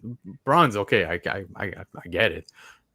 It's wild, man. Yeah. The amount of 9/8s that are hitting the aftermarket, and here you have this one in a 9/8. Yeah, see, you got Baker saying he's never seen this book before, let alone in a 9.8. Yeah, it's wicked. wicked. I would love to see what that 9.8 looks like, man. That red must pop like crazy, like crazy. But anyway, 9.8, yeah, it has to. yeah, I Batman. feel like that's the reason why a lot of them don't hit 9.8s. That red fades for sure on that paper.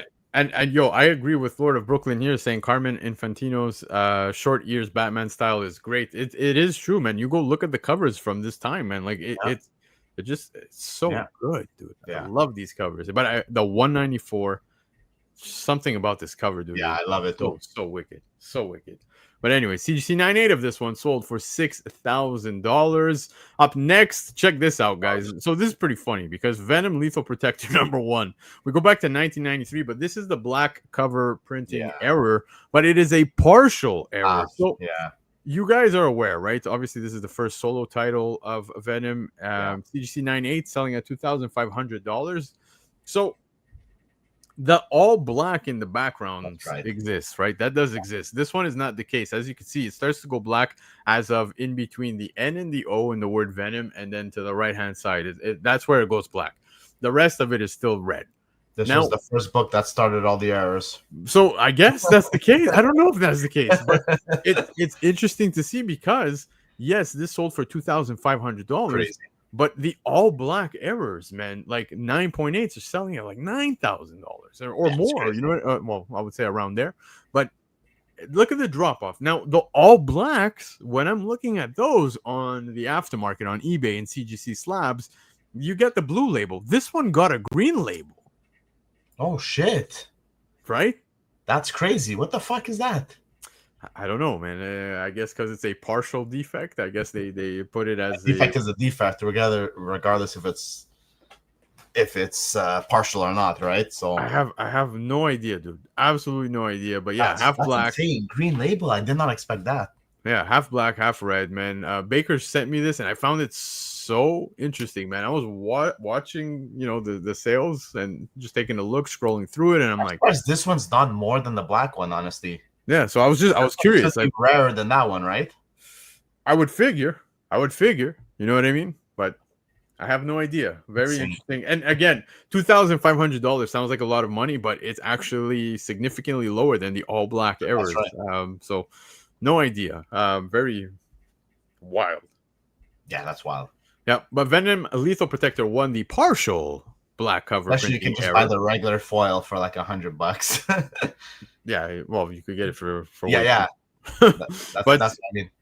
Yeah, CGC 9.8, $2,500 for this one. Here's a big sale, guys. Check this out. X-Men 13. We go back to 1965. Second appearance of Juggernaut. CGC 9.8 sold for $48,200. That is a cover price daily shaker highest sale recorded to date. And dude, again, this is what I was talking about, man. We're going back. We're seeing some 9.8s of this. There's apparently, for this book, the population report states that there's 5 9.8s when it comes to this book. So there's more than that Batman that had 2 of them. But yeah, we're back at it. Looking at this, dude, big sale, $48,200. Second appearance of Juggernaut. There's only 5 9.8s, bro. Crazy. I can literally go down to my dealer and be like, yeah, I want that brand new car off the lot. Take this X-Men 13 and a 9.8. Thank you very much. And just walk away. Yeah, dude, it's absolutely nuts. Yeah. Now, this is a book that is well out of our our range. We're not capable of buying such books, but still, man, it is crazy to see CGC 9.8 selling for $48,200. Up next, Amazing Spider-Man 129, 1974 is where we're headed. It's a Mark Jewelers first appearance of the Punisher and the Jackal, but again, it's a Mark Jewelers CGC 9.6 selling at $9,600. This is that Mark Jewelers premium is insane, though. It's nuts. Insane. It's nuts. Crazy. It's literally doubled up the book. Yeah, because a 9.6 is usually around that $4,000 range. Yeah, I would say somewhere there, maybe five. Yeah, it's a nice little premium for Mark Jewelers. Yep, but we all know why, right? Yeah, we all know why. Yeah, Mark Jewelers are very hard to come across. Of course, there's hype behind the fact that now Punisher is here in the MCU. We got him within Daredevil, etc. And looking forward to his special presentation. But yeah, man, Very big sale for this one. Again, another big one. Shout out to Derek Nyman because he's the one who hit up Michael Baker regarding this sale. This is a sale that did take place over on the Heritage Auctions, and my oh my, man, what a big sale for this one. So very interesting to see that. All right, guys, we ran right through the market reports. So now is where we get into the hot topics. But just a quick check-in. Steve, how you doing, bro? You okay or what? Hey, what's up? We pulled you back into the show. It was an empty seat. You went to watch a movie or what? No. I had to go help the wife with some stuff. Okay. MCU first, then help the wife. Yeah. Comics come first now, bro. At all times. Okay? I know that now. Sorry, guys. There you go. All right. Get back to reading. But all right, let's kick it off with the hot topics, man. PACINO, it's gonna get very heavy. Right? Yeah, it's gonna get heavy. So let's get right into it. Are you ready? I hope so. Is Steve ready? Yes, he's ready. Steve's ready. Let's go. All right. No, wait. Oh, I got to do the whole transition. I can't believe I messed this up for the first time. Here we go. Hot topic.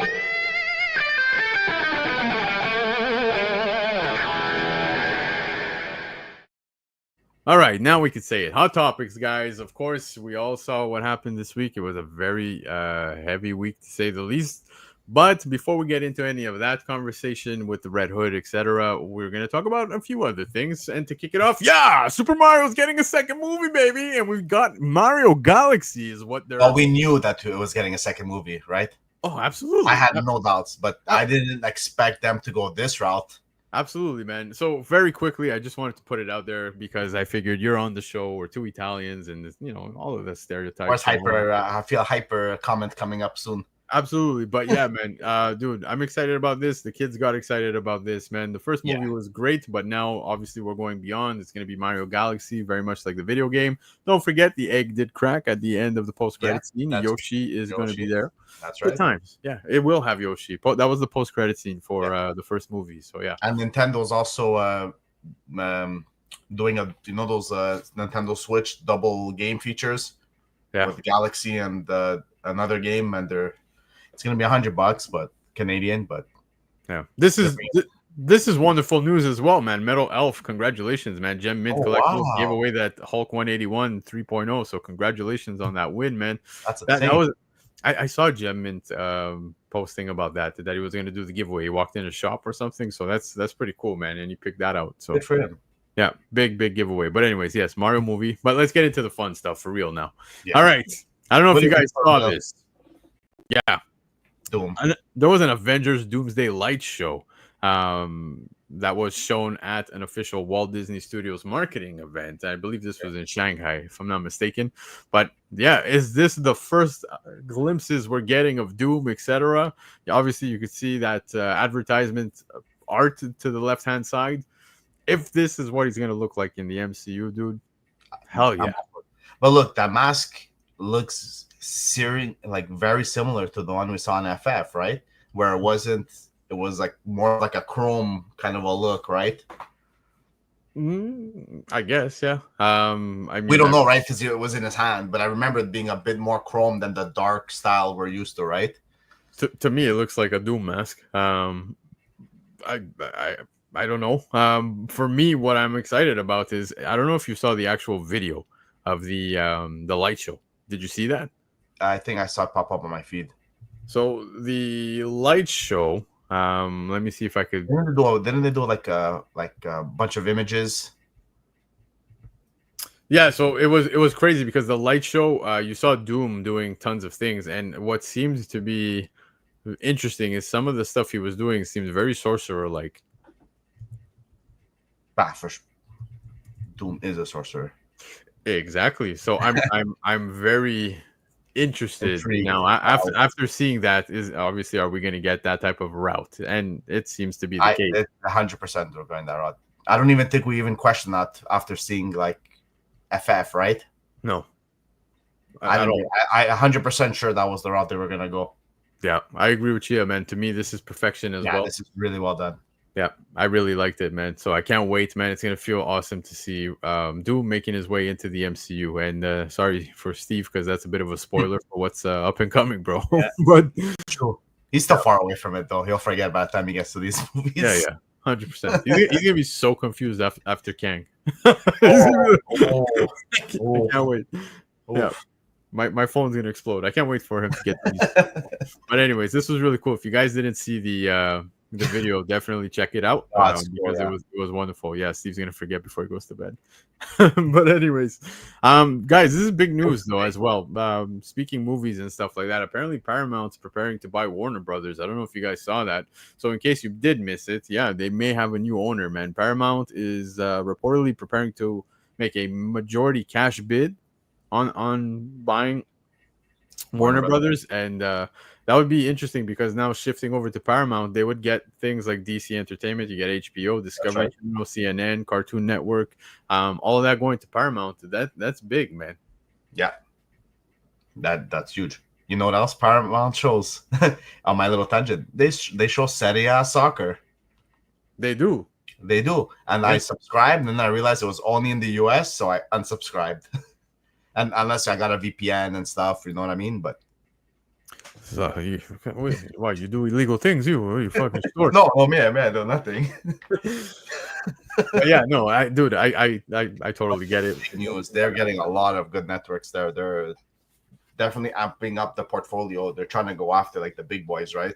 Yeah, this is big, man. This is absolutely big. If it happens, we shall see. And yeah, I think it's going to be a good move for them to compete with Disney and these other, like Disney, Netflix, and all these other big corporations, right? So you have Amanda. Yes, I love it. I love it. But they played very well this week. They played a very, very entertaining and a very good game. Yes, we destroyed Inter. It was good. Yeah, I wouldn't say destroyed Inter, but you played very well. We win. So you won. You won. But anyways, moving on from Paramount. This isn't entirely news. We knew about this, but apparently James Gunn now is teasing a Superman and Lex team up. Of course, the books all started to spike with the Man of Tomorrow stuff. But what's pretty interesting is that he's coming out and fully saying now that it's a story about Lex Luthor and Superman having to work together to a certain degree against a much, much bigger threat. Are we seeing Brainiac? Who knows? We're going to see what we're going to get. But Gunn teased about the sequel for the first time. It's more complicated than that, but that's a big part of it. It's as much a Lex movie as it is a Superman movie. And this pretty much ties into what I was thinking out the gate. I'm in a chat with myself. There's Chiapet, there's Anthony from Reference Point, and we were talking, and it really, dude, the writing's on the wall, man. Like Lex is gonna come into this. Of course, we know he's a villain, but he's going to come into this being a hero to the public, probably run for even president by the end of the film or whatever. And yeah, of course, he's going to have his evil intentions underlying. But yeah, I think, like I said, this was writing on the wall. We knew this was already going to happen. So yeah, I'm happy James Gunn came out to see it. Yeah, sure. to talk about it. But yeah, looking forward to that. A few other things to bring up before we get into the hottest topic of the week, of course. Guys, yeah, New York Comic Con, there's tons of stuff that's going to be going on, man. And IDW is apparently going to have their own blind bags. There's more blind bags, guys. Yes, this is going to be a thing moving forward. Buckle up, brace yourself, just get used to it at this point. Yeah. But yeah, you can beat the rush and save $10. I don't know if you saw. I know that Love for Comics actually picked up a few. Wouldn't be surprised if he hops on the show and does his thing with some of those down the road. But yeah, so New York Comic Con IDW's got some comic trading packs coming our way over at New York Comic Con. And as you can see on the right-hand side, there's quite a few of them, man. You've got some Godzilla stuff, which some of the covers look great. Then you've got some Casey Jones. You got the Street Sharks. So I loved Street Sharks as a kid. Bro, I still love Street Sharks, man. Yeah. If I see that shit on TV, I put it on. It's one of those, like, I wouldn't call it anime, but like cartoons, very underappreciated. And everyone I know that has watched it, love it. Yeah. But yeah, man. So keep an eye out for these. I don't know. People are going to get crazy for them, but I know that Love for Comics, as he said, don't be surprised. So he's giving you guys a little bit of a heads up, and you might see these on the show at some point. Look at the covers. They're fire. You got some Street Sharks. You got some Casey Jones. You got some Godzilla. Can't go wrong with any of those. He bought 20 of these already. Oh, shit. 20. Yeah, Love for Comics is wild. I love them. I love him. You gotta love Love for Comics. Absolutely. But anyways, Let's see what else is going on regarding blind bags. I don't know if you guys saw this, man, but apparently Marvel, and to no surprise, Yeah. they told retailers not to open Ultimate Endgame blind bags early. Now, as you're aware, Ultimate Endgame is going to have the blind bag packs, multiple covers involved in those. There's a lot of them. It's going to be passing an earlier FOC than anticipated. Than most would expect. I believe it's going to be within the month of October, so very soon. And the reason for that is because obviously the preparation and everything that goes into it is going to take some time. But they're standing very firm, man. And they said it has a firm street date of December 31st. It's going to be on New Year's Eve. So to ensure a fair and consistent experience across the industry, retailers are strictly prohibited from shipping the contents of Ultimate Endgame 1 True Believers blind bag. So that they are in consumers' possession before the on-sale date of December 31st. Retailers who violate this may be restricted from participating in future True Believers blind bag programs or receiving Marvel shipments prior to street date. That last part, that stings, bro. Receiving Marvel shipments prior to street date, that sucks. Marvel appreciates your cooperation in maintaining the integrity and success of this release. Clearly, the anticipation is there. A lot of people are excited for this one, but again, no surprise, especially what happened with the Batman blind bags. I knew Marvel was going to move their hand and force it. Yeah, 100%. But that was wild. It did. All the blind bags have to some degree, right? Mm-hmm. Even the Invincible ones, right? People were like almost a week before. Yeah, it was insane. So everyone knew this was coming, right? And it's only fair that they do this, right? The whole point, it's like the whole point of this is enjoying ripping the pack open, right? So the bag open so you can see what you got. So also there's some chases in there, you know. That's what I mean? right. Wow, always, right?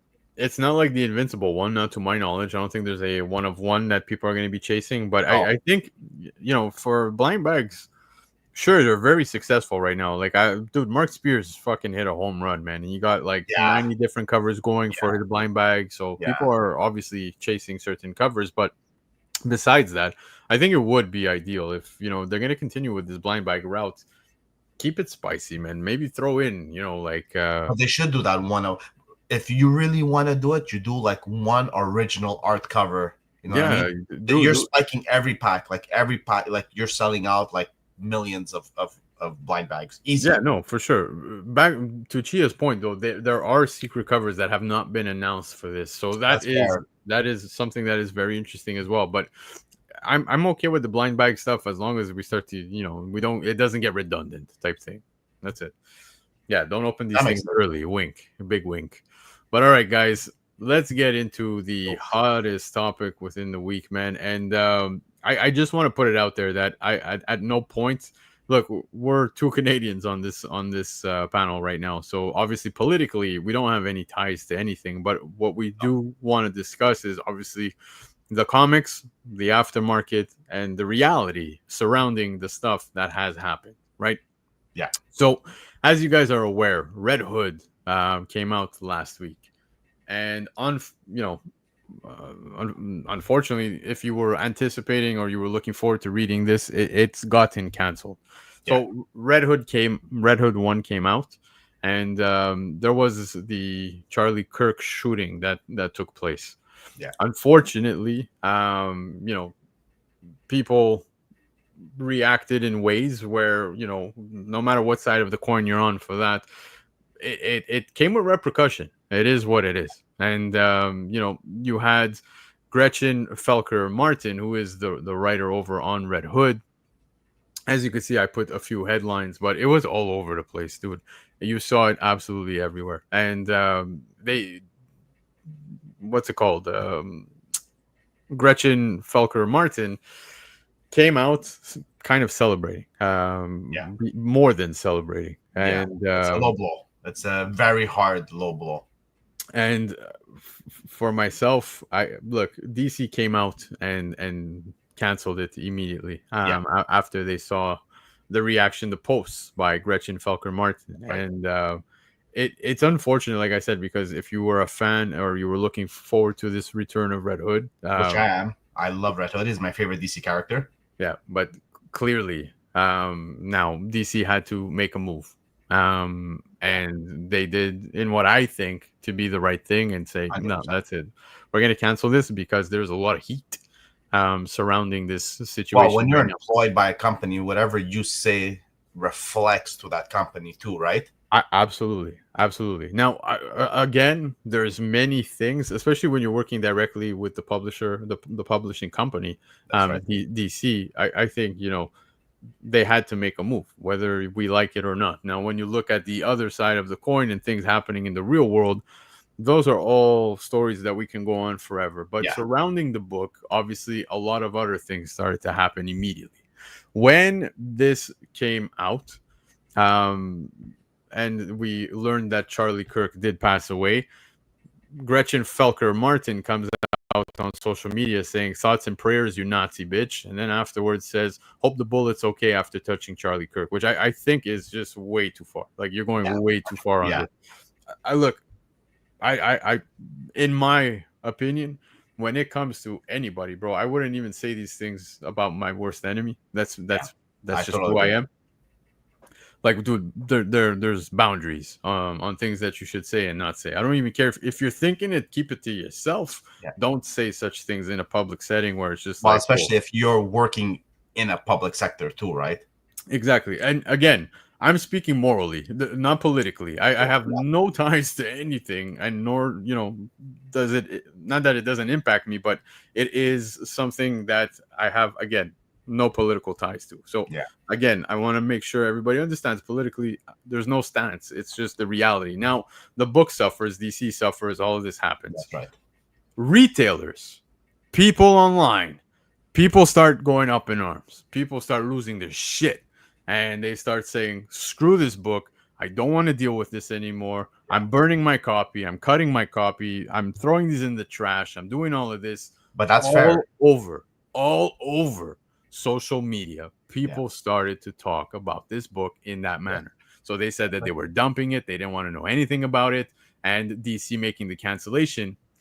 Something else happens, right? On the aftermarket and in the hobby space itself, people now start thinking, oh shit, scarcity.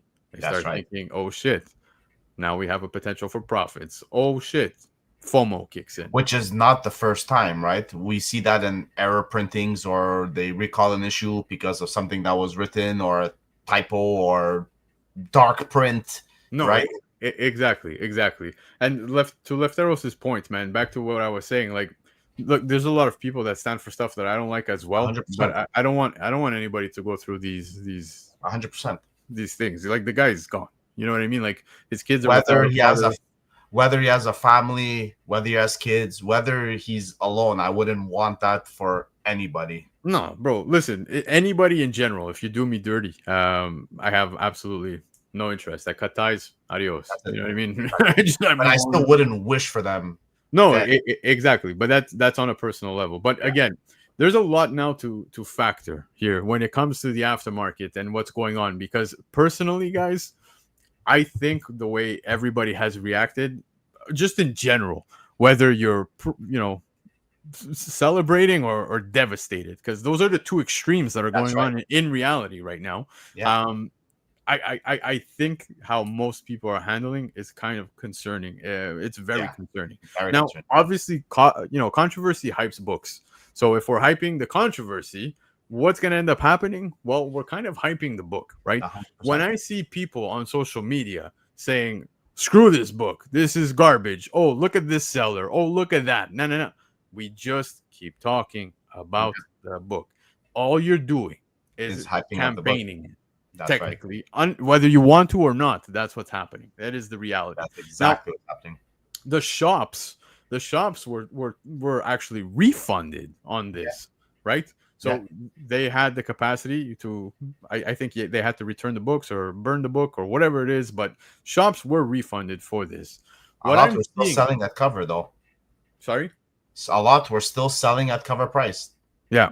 They just what I'm seeing, on the aftermarket is also kind of, it's wild. It's wild. I mean, Yeah. and I'll dive into it. On an investment standpoint, guys, as much as controversy hypes books and all of that, I don't see a benefit of this being an investment or anything. What I do see is that people are buying into, of course, thinking that there is this scarcity now. Well, I just want to wait. Sorry to cut you off. Are you talking about buying it at the sold prices no, I'm last talking sold? about the sales now on the aftermarket. The sales Not, now on the not if you picked it aftermarket. up at cover price. Yeah, I do not see this as an investment whatsoever. I Okay. don't know at what point people are seeing this as that, but I do think that one thing that people are feeling here is that there's also, like I said, there's a scarcity in everything, but there's an emotional attachment now, right? For some as well, because that is what's going on, which unfortunately that also tends to make, I want to say, it overpowers common sense. You understand? You are now emotionally attached and you're not focusing or whatever, you know what I mean? Like, you're making these decisions based off FOMO because you're thinking scarcity. Your emotions Which take you over. which you don't even know right now, too, right? No, There exactly. was scarcity in parentheses, right? No, And but you're again, not supporting anyone by this book because DC refunded everyone. yes, but whether The you like writer it or got banned, so you're not really supporting anybody, even no, though, right?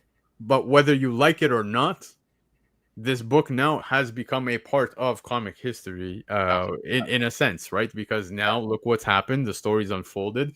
People, like I said, were up in arms, this and that. That's right. It would always be tied to down to this incident. Yeah, exactly. Lefteros, I'm happy you bring up the variants because yes, the variants. There was a lot of great covers, a lot of great artists that worked on this, and it's unfortunate because, like, I pre-ordered. I'll be honest with you, man. I pre-ordered. Let's say the Delotto. I think the Jim Lee cover was absolutely amazing. Eom, yes, so many great ones. Yeah. But unfortunately, this is where it stands now because of everything that unfolded. If everyone's grabbing the book, you kind of feel the need to, right? That's again, the FOMO kicks in. Yeah. FOMO kicks in. So That's the right. emotions take over. That's really what ends up happening.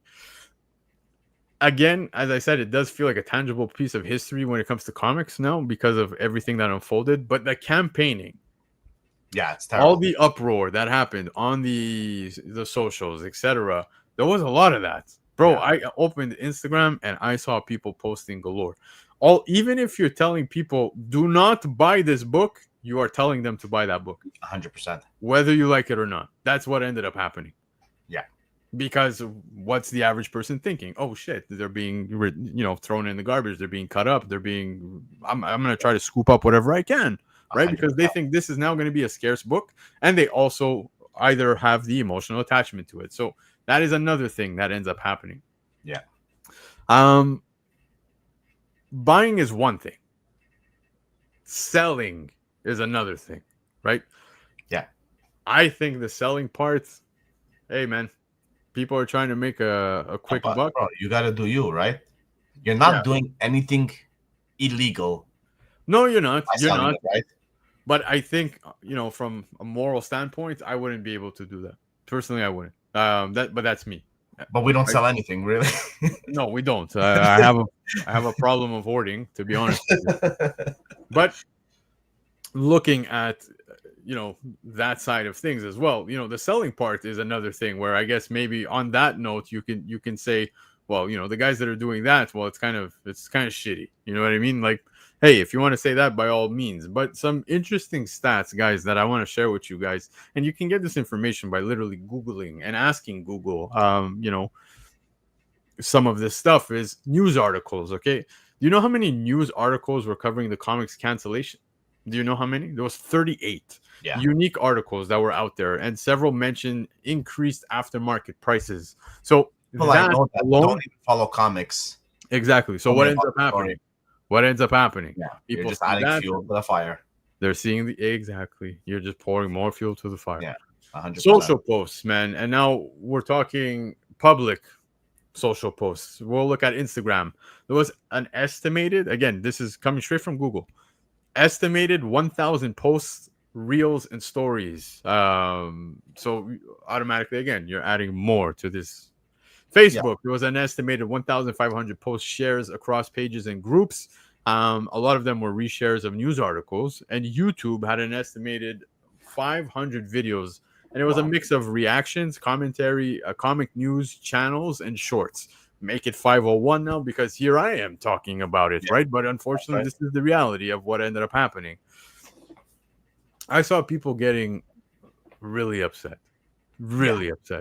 and upset that there's platforms that are talking about this book in either ways.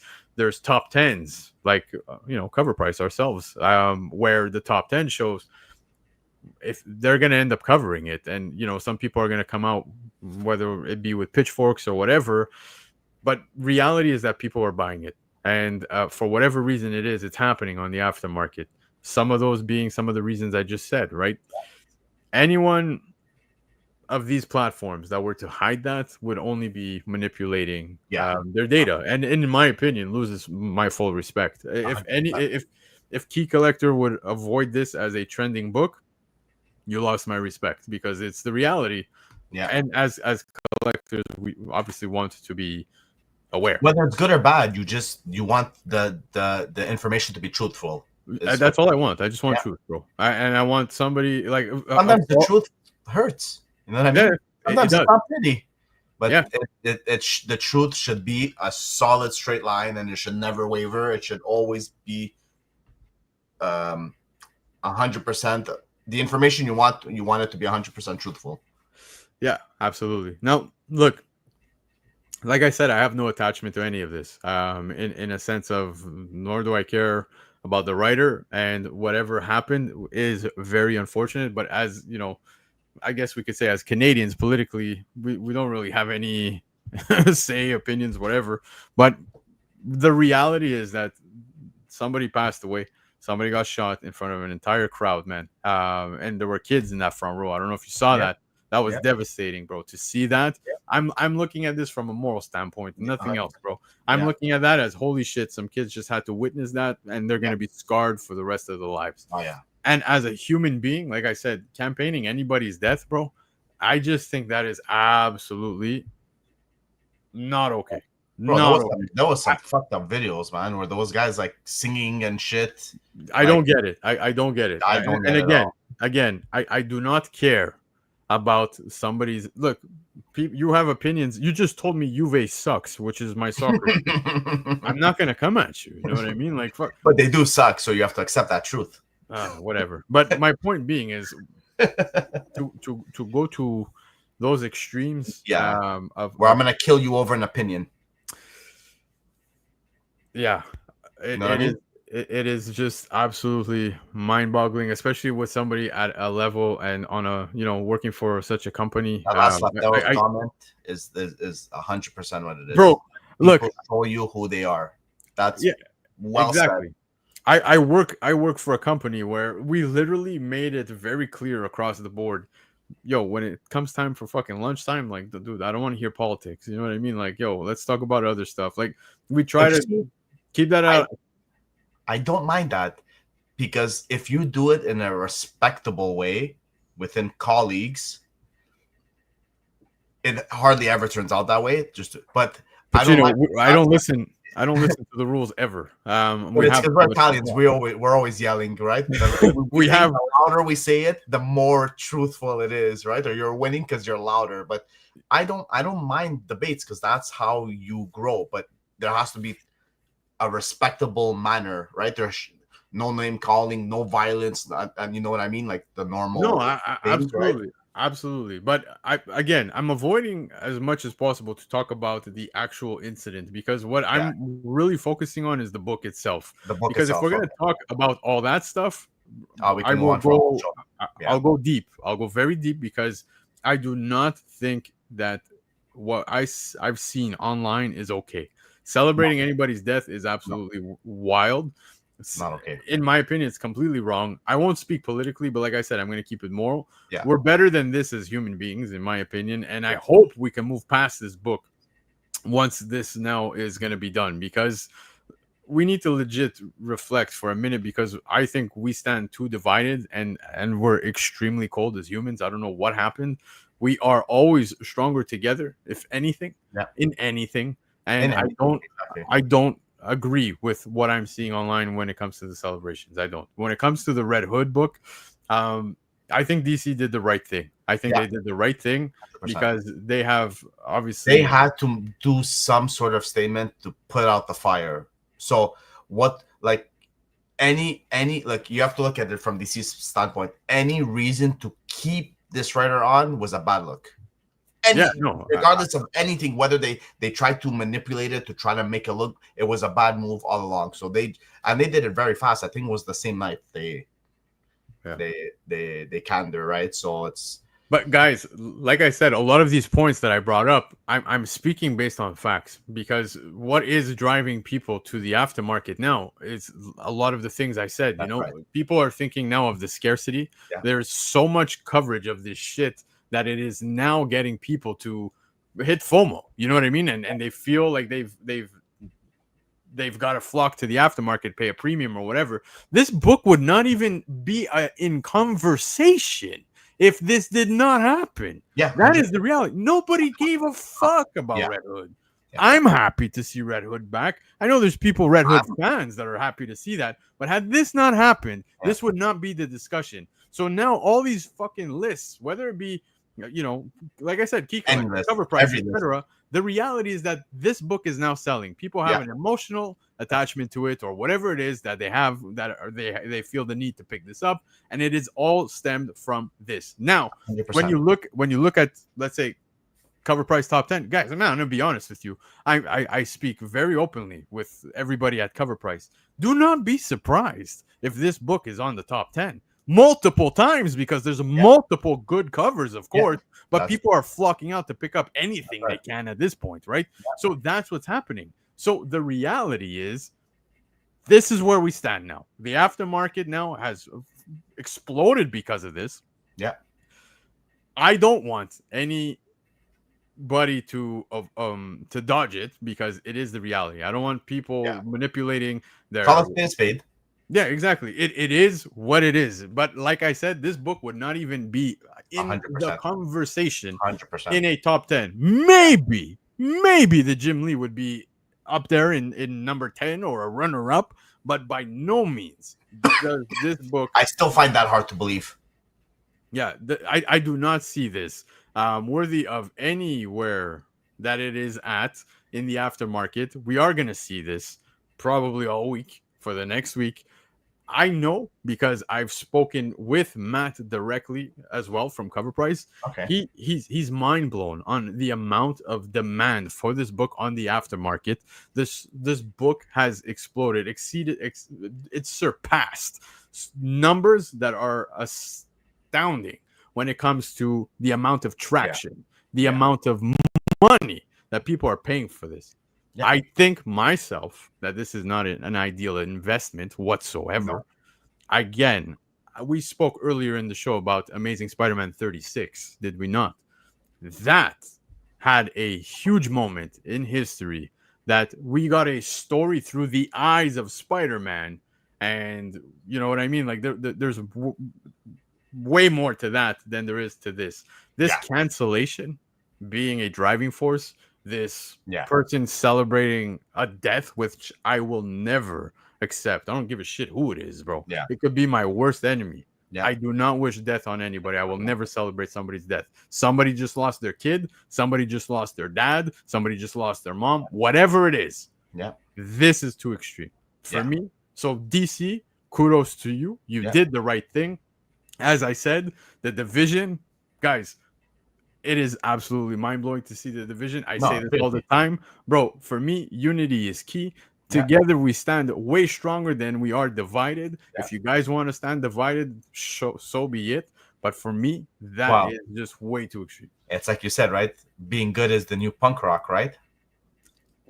I don't know anymore, man, where we stand as a society. To be honest with you, I ask myself every time I think that we're getting better, we just take 14 steps backwards. Yes, but now it's entered our hobby. because of this. This made the news. That's You right. Yeah. understand? This made rounds In a shitty way, in a very, very shitty way. Exactly, and it is a shit reality because we And all it's been have a to deal shit with it. month if you think about it. Just like, let's take ourselves out of comics. Just like this last September month, it's been pretty shitty. You know what I mean? Except weather-wise, it's been pretty nice here. But Yeah, it's but it's been heavy. But again, back to comics was our escape from that. That's what people don't realize. Yeah, no, but for me, I don't want to see that on social media. I'm seeing people with their opinions, etc., and everybody's going back and forth. Man, everybody's entitled to their opinion. Everybody's entitled to it.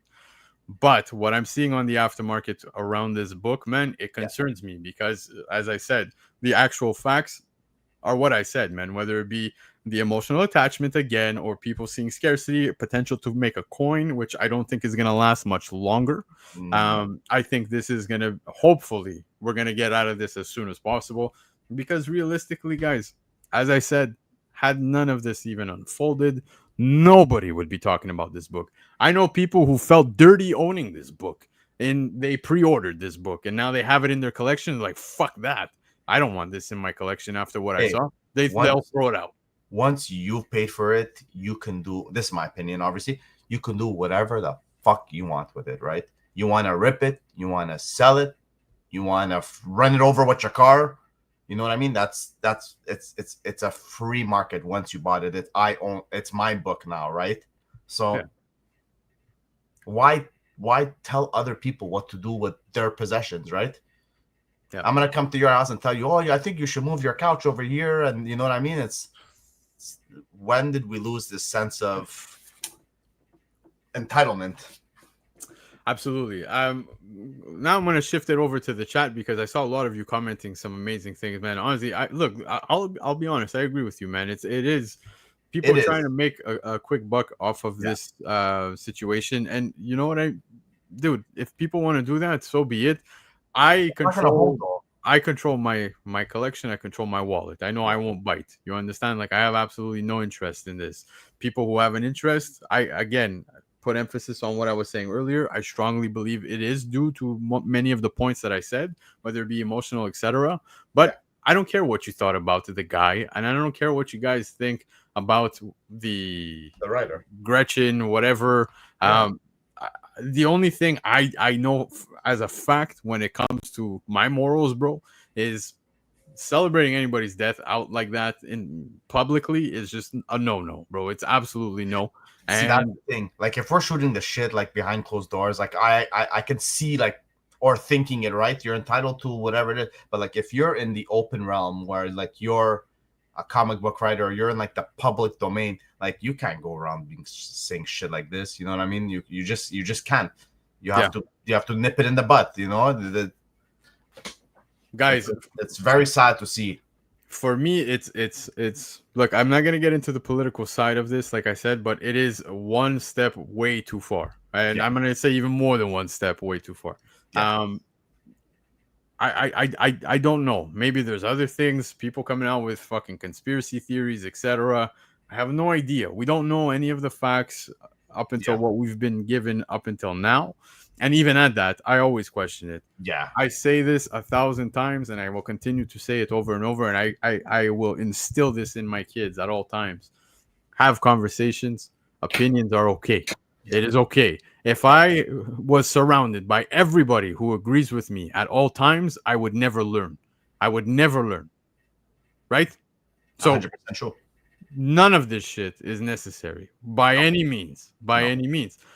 When it comes to this, like I said, this parading, dude, terrible. I think I saw less people parading over Saddam. Yeah. Right? Like, it's 100% correct. I don't know where we've ended up as humans, bro. Society as a whole, we need to really take a step back and just reflect for a second, because it's gotten completely crazy. I'm not going to speak on the political side, but when it comes to the comics, especially, I think that this Red Hood stuff is gonna be what it is now and go very quickly. It's gonna go very quickly. I do not see this holding personally, and if it does, I will really question what it is that people are seeing definitely as, a worthy investment, because I genuinely don't see it. Red Hood doesn't even deserve to be talked about. I read Hey, I read hey, the hey. issue. Some of us actually like Red Hood. Look, I read the issue. It was Oh, I read the issue. Yeah, there was nothing too spectacular. exactly. I was happy to see But Red I Hood. just like Red Hood in general. You know what I mean? But the Exactly. issue was nothing too riveting. No, exactly. But will this be the talk of town for probably the next week or so? Yeah, it is. Unfortunately, it's gonna be that, I man. think And 2 3 weeks for again, sure. I gotta give my hats off to DC for doing what they did, because yeah, man. By It no could have means. been. It would have been easier for them to just let it continue. They already had issue 2 and 3 up. You know what I mean? Like it would have been a lot easier just to say, okay, fine. You know, like make a statement, this and that, and we'll keep going. You know, but they took the moral good route, in my opinion. Yeah. But yeah, I'm happy to see the comments you guys are dropping in the chat, man. Some of you saying and agreeing, like David Lepage saying that it won't hold. Time to sell is now. I've seen people talking about the fact that maybe shops were told that they can get the refund or whatever. Some that claim to have thrown them in the trash, did they pick them up to sell them again? Now seeing the aftermarket, I don't know. They went back when I threw that fucking thing. I don't know, but guys, we don't know. No, And no, no. that's the thing, man. Is Yeah, don't get crazy. Don't throw your money at this. This is absolute madness, and it's going to be covered. I know for a fact it's going to be covered. oh, yeah, 100%. I could speak on behalf of Covrprice. It's going to happen. Well, they Because should be covering it. That's like the point you made before. That they should be covering it. Anyone not covering it is not being true. yeah, no, 100%. 100%.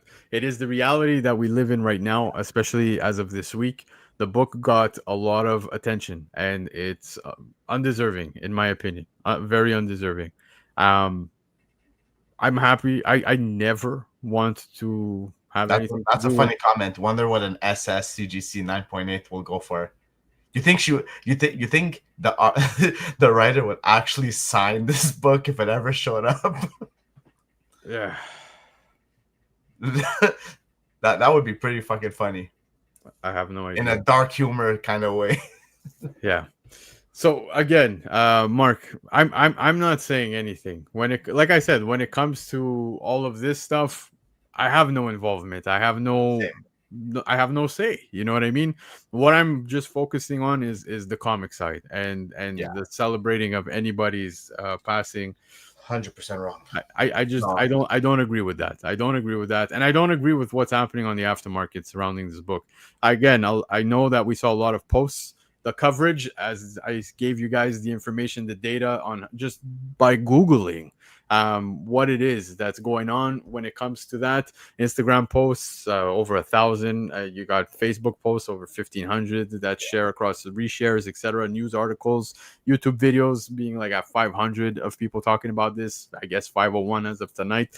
But a lot of coverage, and it got out there. So whether we were seeing people posting about this on a negative light or not, it really pushed this book. And that's like comic book related, and we know how small this market is, right?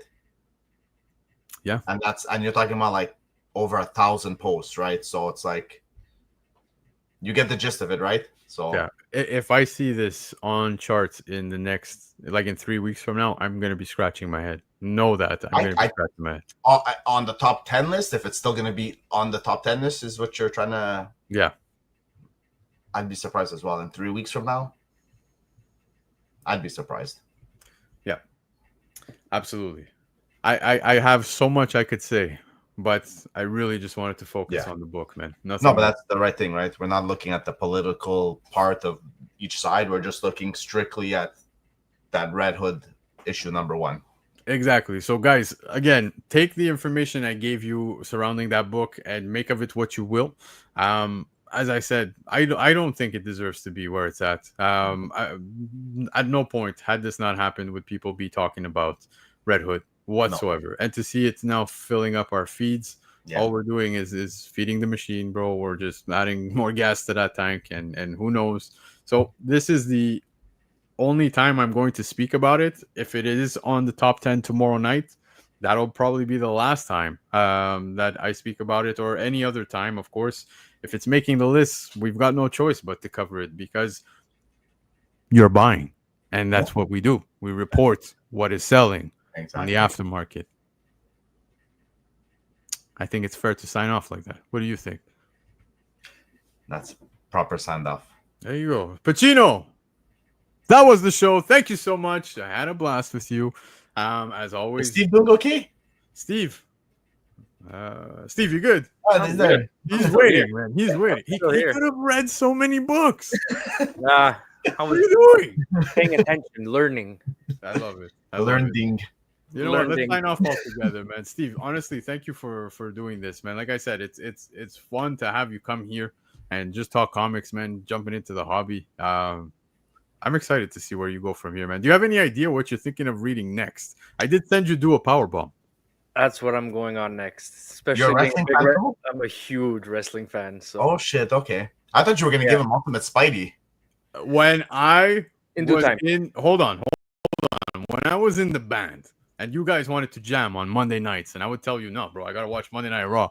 You guys would call me a nerd. I would watch wrestling. I was a nerd. I tell you other things than that, but yeah, that's fair. Bro, here we are, Steve. How the tides have turned, baby. The tides. The tides have turned now. The He's the Juve fan, so the tides have turned now. Yeah. Yo, love for comics. You didn't have to do that, bro. I appreciate you. Thank you so much, man. Again, you do way too much already for the channel, but thank you. I really, really, really do appreciate it. We got to celebrate it. I see somebody in the chat here as well. There's only one way to do that. Send me a super chat. Travis gets happy. Look at this. I'm all gas, no brakes. Yarami. That slow motion is top. Boy, he does it pretty good. Yeah, man. So Steve is on this journey. You're gonna redo a powerbomb. What do you have down the pipeline? What do you want to explore next? Honestly, I want to read something I have no idea. Like I don't. I'm excited for him. Yeah. I want you to start diving into some indies, indie books. Yeah. Steve, I remember, man, when we first started playing music, you had this big conspiracy book. Yes. Yeah. Still have it. And we brought that book to the restaurant, and lo and behold, there's a book right now, a series that I would suggest you read if that's the case. Department of Truth. Very good. Yeah, if you're into art that. might fuck up his eyes, but it's really good. I've been reading everything on my cell phone, so everything hurts my eyes at this point. Oh shit! Okay. Yeah. No, but all right, man. That's what the solid is. It's really solid series. Mm-hmm. All right. Yeah, I'll all right. put it on the list. Steve, we will do some more check-ins with you. PACINO, of course. Thank you so much, man, for hopping on and doing this with me. Again, it only felt right to have that conversation with somebody who has absolutely no political ties to, just like myself, looking at the aftermarket, looking at what's happening with that book. It's wild. It's absolutely wild. So we'll see how that book does in a couple of weeks. But guys, don't forget, tomorrow night, of course, we've got Comic Legion, who's going live at 7 p.m. Eastern time for their new Comic Book Day claim sale. So this is hosted by Lefteros and Chiapet. So if you missed out on any pre-orders this week, you want to get your books, definitely check that out. And of course, Covrprice, the new schedule goes live as of tonight. So September 14 is now in the books. Tomorrow, the top 10 goes live, 9 p.m. Eastern time. New Comic Book Day show on Tuesday, 9 p.m. Eastern time as well. Comics Covered with Matt and John. They're going to be interviewing David Nakayama, which I'm really excited for them. And then Thursday night, we've got the Shakers with Marty, Gabe, Chris, and Laura. So make sure to tune in, subscribe to Covrprice over on YouTube. Boys, that's the show, man. Shall we say goodnight to everybody? Let's do it. I thought you were going to give me some kind of like Star Wars, Star Trek shit. Or whatever. Star Trek, and I don't watch that stuff, so. Okay. Adios, everybody. Peace.